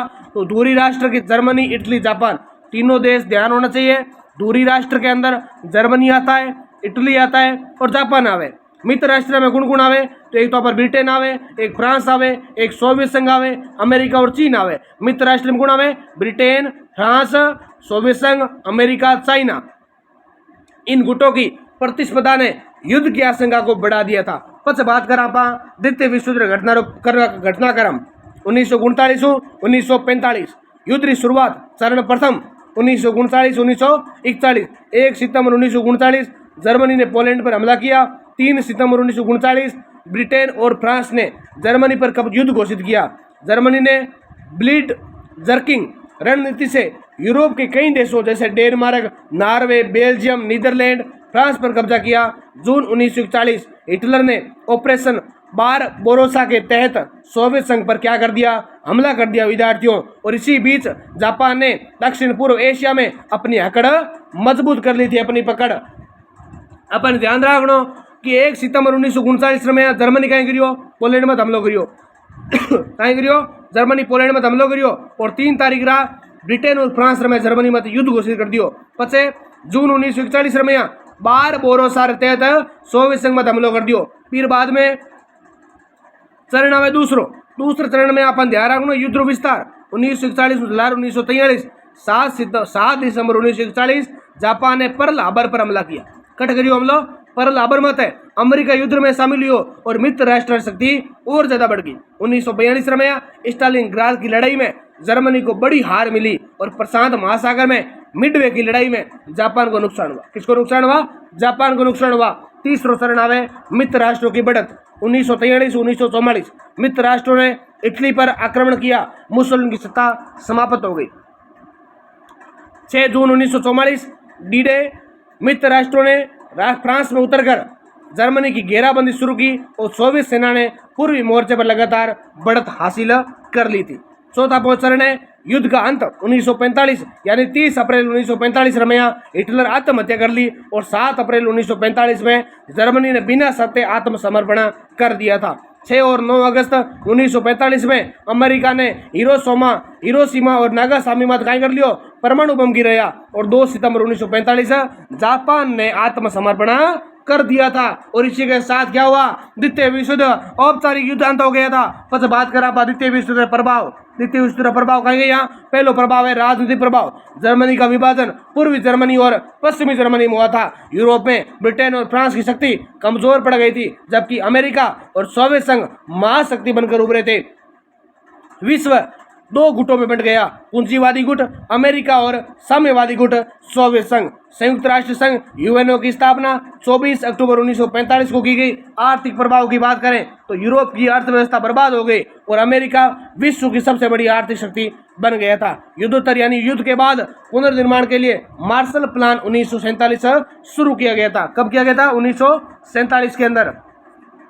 सामाजिक प्रभाव की बात करें तो इसके तहत लगभग 8 करोड़ लोग मारा गया और लाखों लोग बेघर हो गए। पलायन बढ़ा यानी लोग वहां से चले भी गए। नाजी शासन के तहत यहूदियों का नरसंहार मानव इतिहास की सबसे बड़ी त्रासदी माना गया। वैज्ञानिक और तकनीकी प्रभाव परमाणु बम, जेट इंजन, रडार, रॉकेट तकनीकी जैसे नवी आविष्कार हुए। अमेरिका और सोवियत संघ के बीच परमाणु हथियारों की होड़ बढ़ गई और उपनिवेशवाद का प्रभाव। युद्ध के बाद एशिया अफ्रीका में स्वतंत्रता आंदोलन का बल मिला। भारत, पाकिस्तान, बर्मा, श्रीलंका जैसे देशों को आज़ादी मिली थी। फिर शीत युद्ध की शुरुआत। द्वितीय विश्व युद्ध के बाद विश्व में अमेरिका बनाम सोवियत संघ के बीच वैचारिक राजनीतिक और सैन्य प्रतिस्पर्धा शुरू हुई और यहीं आगे चलकर शीत युद्ध वर्ल्ड वॉर यानी कोल्ड वॉर कहलाया। इसका निष्कर्ष क्या है? इसका निष्कर्ष यही है कि द्वितीय विश्व युद्ध केवल राष्ट्रों के बीच संघर्ष नहीं था बल्कि ये वैचारिक, आर्थिक और साम्राज्यवादी प्रतिस्पर्धा का परिणाम था। इसने केवल मानचित्र, अंतर्राष्ट्रीय संबंधों, तकनीक और समाज की संरचना को गहराई से प्रभावित किया। ये एक युद्ध में एक नए युग की शुरुआत थी। संयुक्त राष्ट्र मानवाधिकार परमाणु युग और शीत युद्ध माना गया था। एक टॉपिक को देख लो ध्यान, क्योंकि द्वितीय विश्व युद्ध के बाद विश्व व्यवस्था में यूएनओ की क्या भूमिका थी, यह भी आपके लिए वेरी वेरी इंपॉर्टेंट है। शांति और सुरक्षा की स्थापना हुई यानी विभिन्न क्षेत्रों में अनेक जिकी संगठन है, जिकी संस्था की स्थापना हुई। वो 1% आप छोड़ दियो पहला, क्योंकि वो थे ध्यान पढ़ लिया हमारे पीडी पर मैं तैयार करूँगा बढ़िया 3-4 क्वेश्चन है जिका बहुत ज़्यादा इंपॉर्टेंट है। जैसे यूएनओ की स्थापना क्यों बढ़ी या द्वितीय विश्व की क्या संस्थाएं कौन कौन सी थी, ये भी क्वेश्चन आपके लिए वेरी वेरी इंपॉर्टेंट है। तो शांति और सुरक्षा की स्थापना, विभिन्न क्षेत्रों में शांति सैनिकों की तैनाती। कोरिया युद्ध 1950, कांगो संकट 1960, कुवैत संकट 1991 और दक्षिण सूडान 2011 में हस्तक्षेप हुआ। उपनिवेशवाद का अंत, अफ्रीका और एशियाई देशों की स्वतंत्रता में महत्वपूर्ण भूमिका। 1960 में डिकोलोनाइजेशन डिक्लेरेशन पारित किया गया।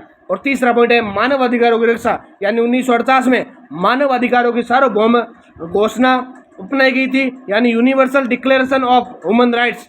फिर नस्लीय भेदभाव, लैंगिक असमानता, बाल अधिकार, अल्पसंख्यक अधिकारों पर कार्य किया गया था। आर्थिक सामाजिक विकास, गरीबी, शिक्षा, खाद्य सुरक्षा, जलवायु परिवर्तन और स्थायी विकास के लिए विभिन्न कार्यक्रम चलाए गए थे, जैसे WHO, UNESCO, UNICEF, UNDP, FAO आदि द्वारा अपनाए गए थे। फिर 5वां पॉइंट आता है अंतर्राष्ट्रीय कानून और विवाद समाधान, यानी समुद्री सीमाओं, पर्यावरणीय मुद्दों और अंतर्राष्ट्रीय अपराधों पर सीमा संधियां की गई थी और अंतर्राष्ट्रीय न्यायालय के माध्यम से कानूनी विवादों का निपटारा किया गया। अगला पॉइंट है संयुक्त राष्ट्र संघ की सफलताएं।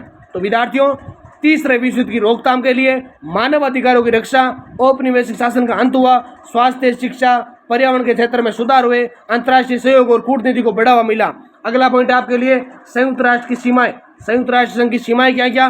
तो पहला पॉइंट है सुरक्षा परिषद में वीटो शक्ति, यानी 5 स्थायी सदस्य अपने हितों के लिए वीटो का दुरुपयोग करते हैं। दूसरा है राजनीतिक पक्षपात, यानी शक्तिशाली राष्ट्रों का प्रभाव अधिक हुआ।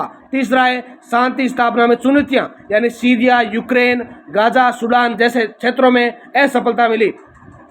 चौथा पॉइंट क्या है? वित्तीय संकट, यानी कुछ सदस्य राष्ट्रों के बकाया भुगतान से संसाधनों की कमी हमें देखने को मिली थी। अब निष्कर्ष की बात करें तो निष्कर्ष इसका यही है कि द्वितीय विश्व युद्ध के बाद यूएनओ की स्थापना ने विश्व व्यवस्था में एक नई दिशा दी। इस संगठन ने वैश्विक शांति, मानवाधिकारों की रक्षा, उपनिवेशवाद की समाप्ति, सामाजिक आर्थिक विकास में महत्वपूर्ण योगदान दिया। हालांकि शक्तिशाली राष्ट्रों के वर्चस्व और वीटो शक्ति जैसी चुनौतियों के कारण यूएनओ हमेशा प्रभावी ही होता गया था। तो ये विद्यार्थियों आपके लिए एक महत्वपूर्ण, बहुत ही ज़्यादा बढ़िया सीरीज, यानी 1 से 1.5 घंटे के बीच में आपको इतिहास के पेपर में जितने परीक्षा में पूछे जाने वाले महत्वपूर्ण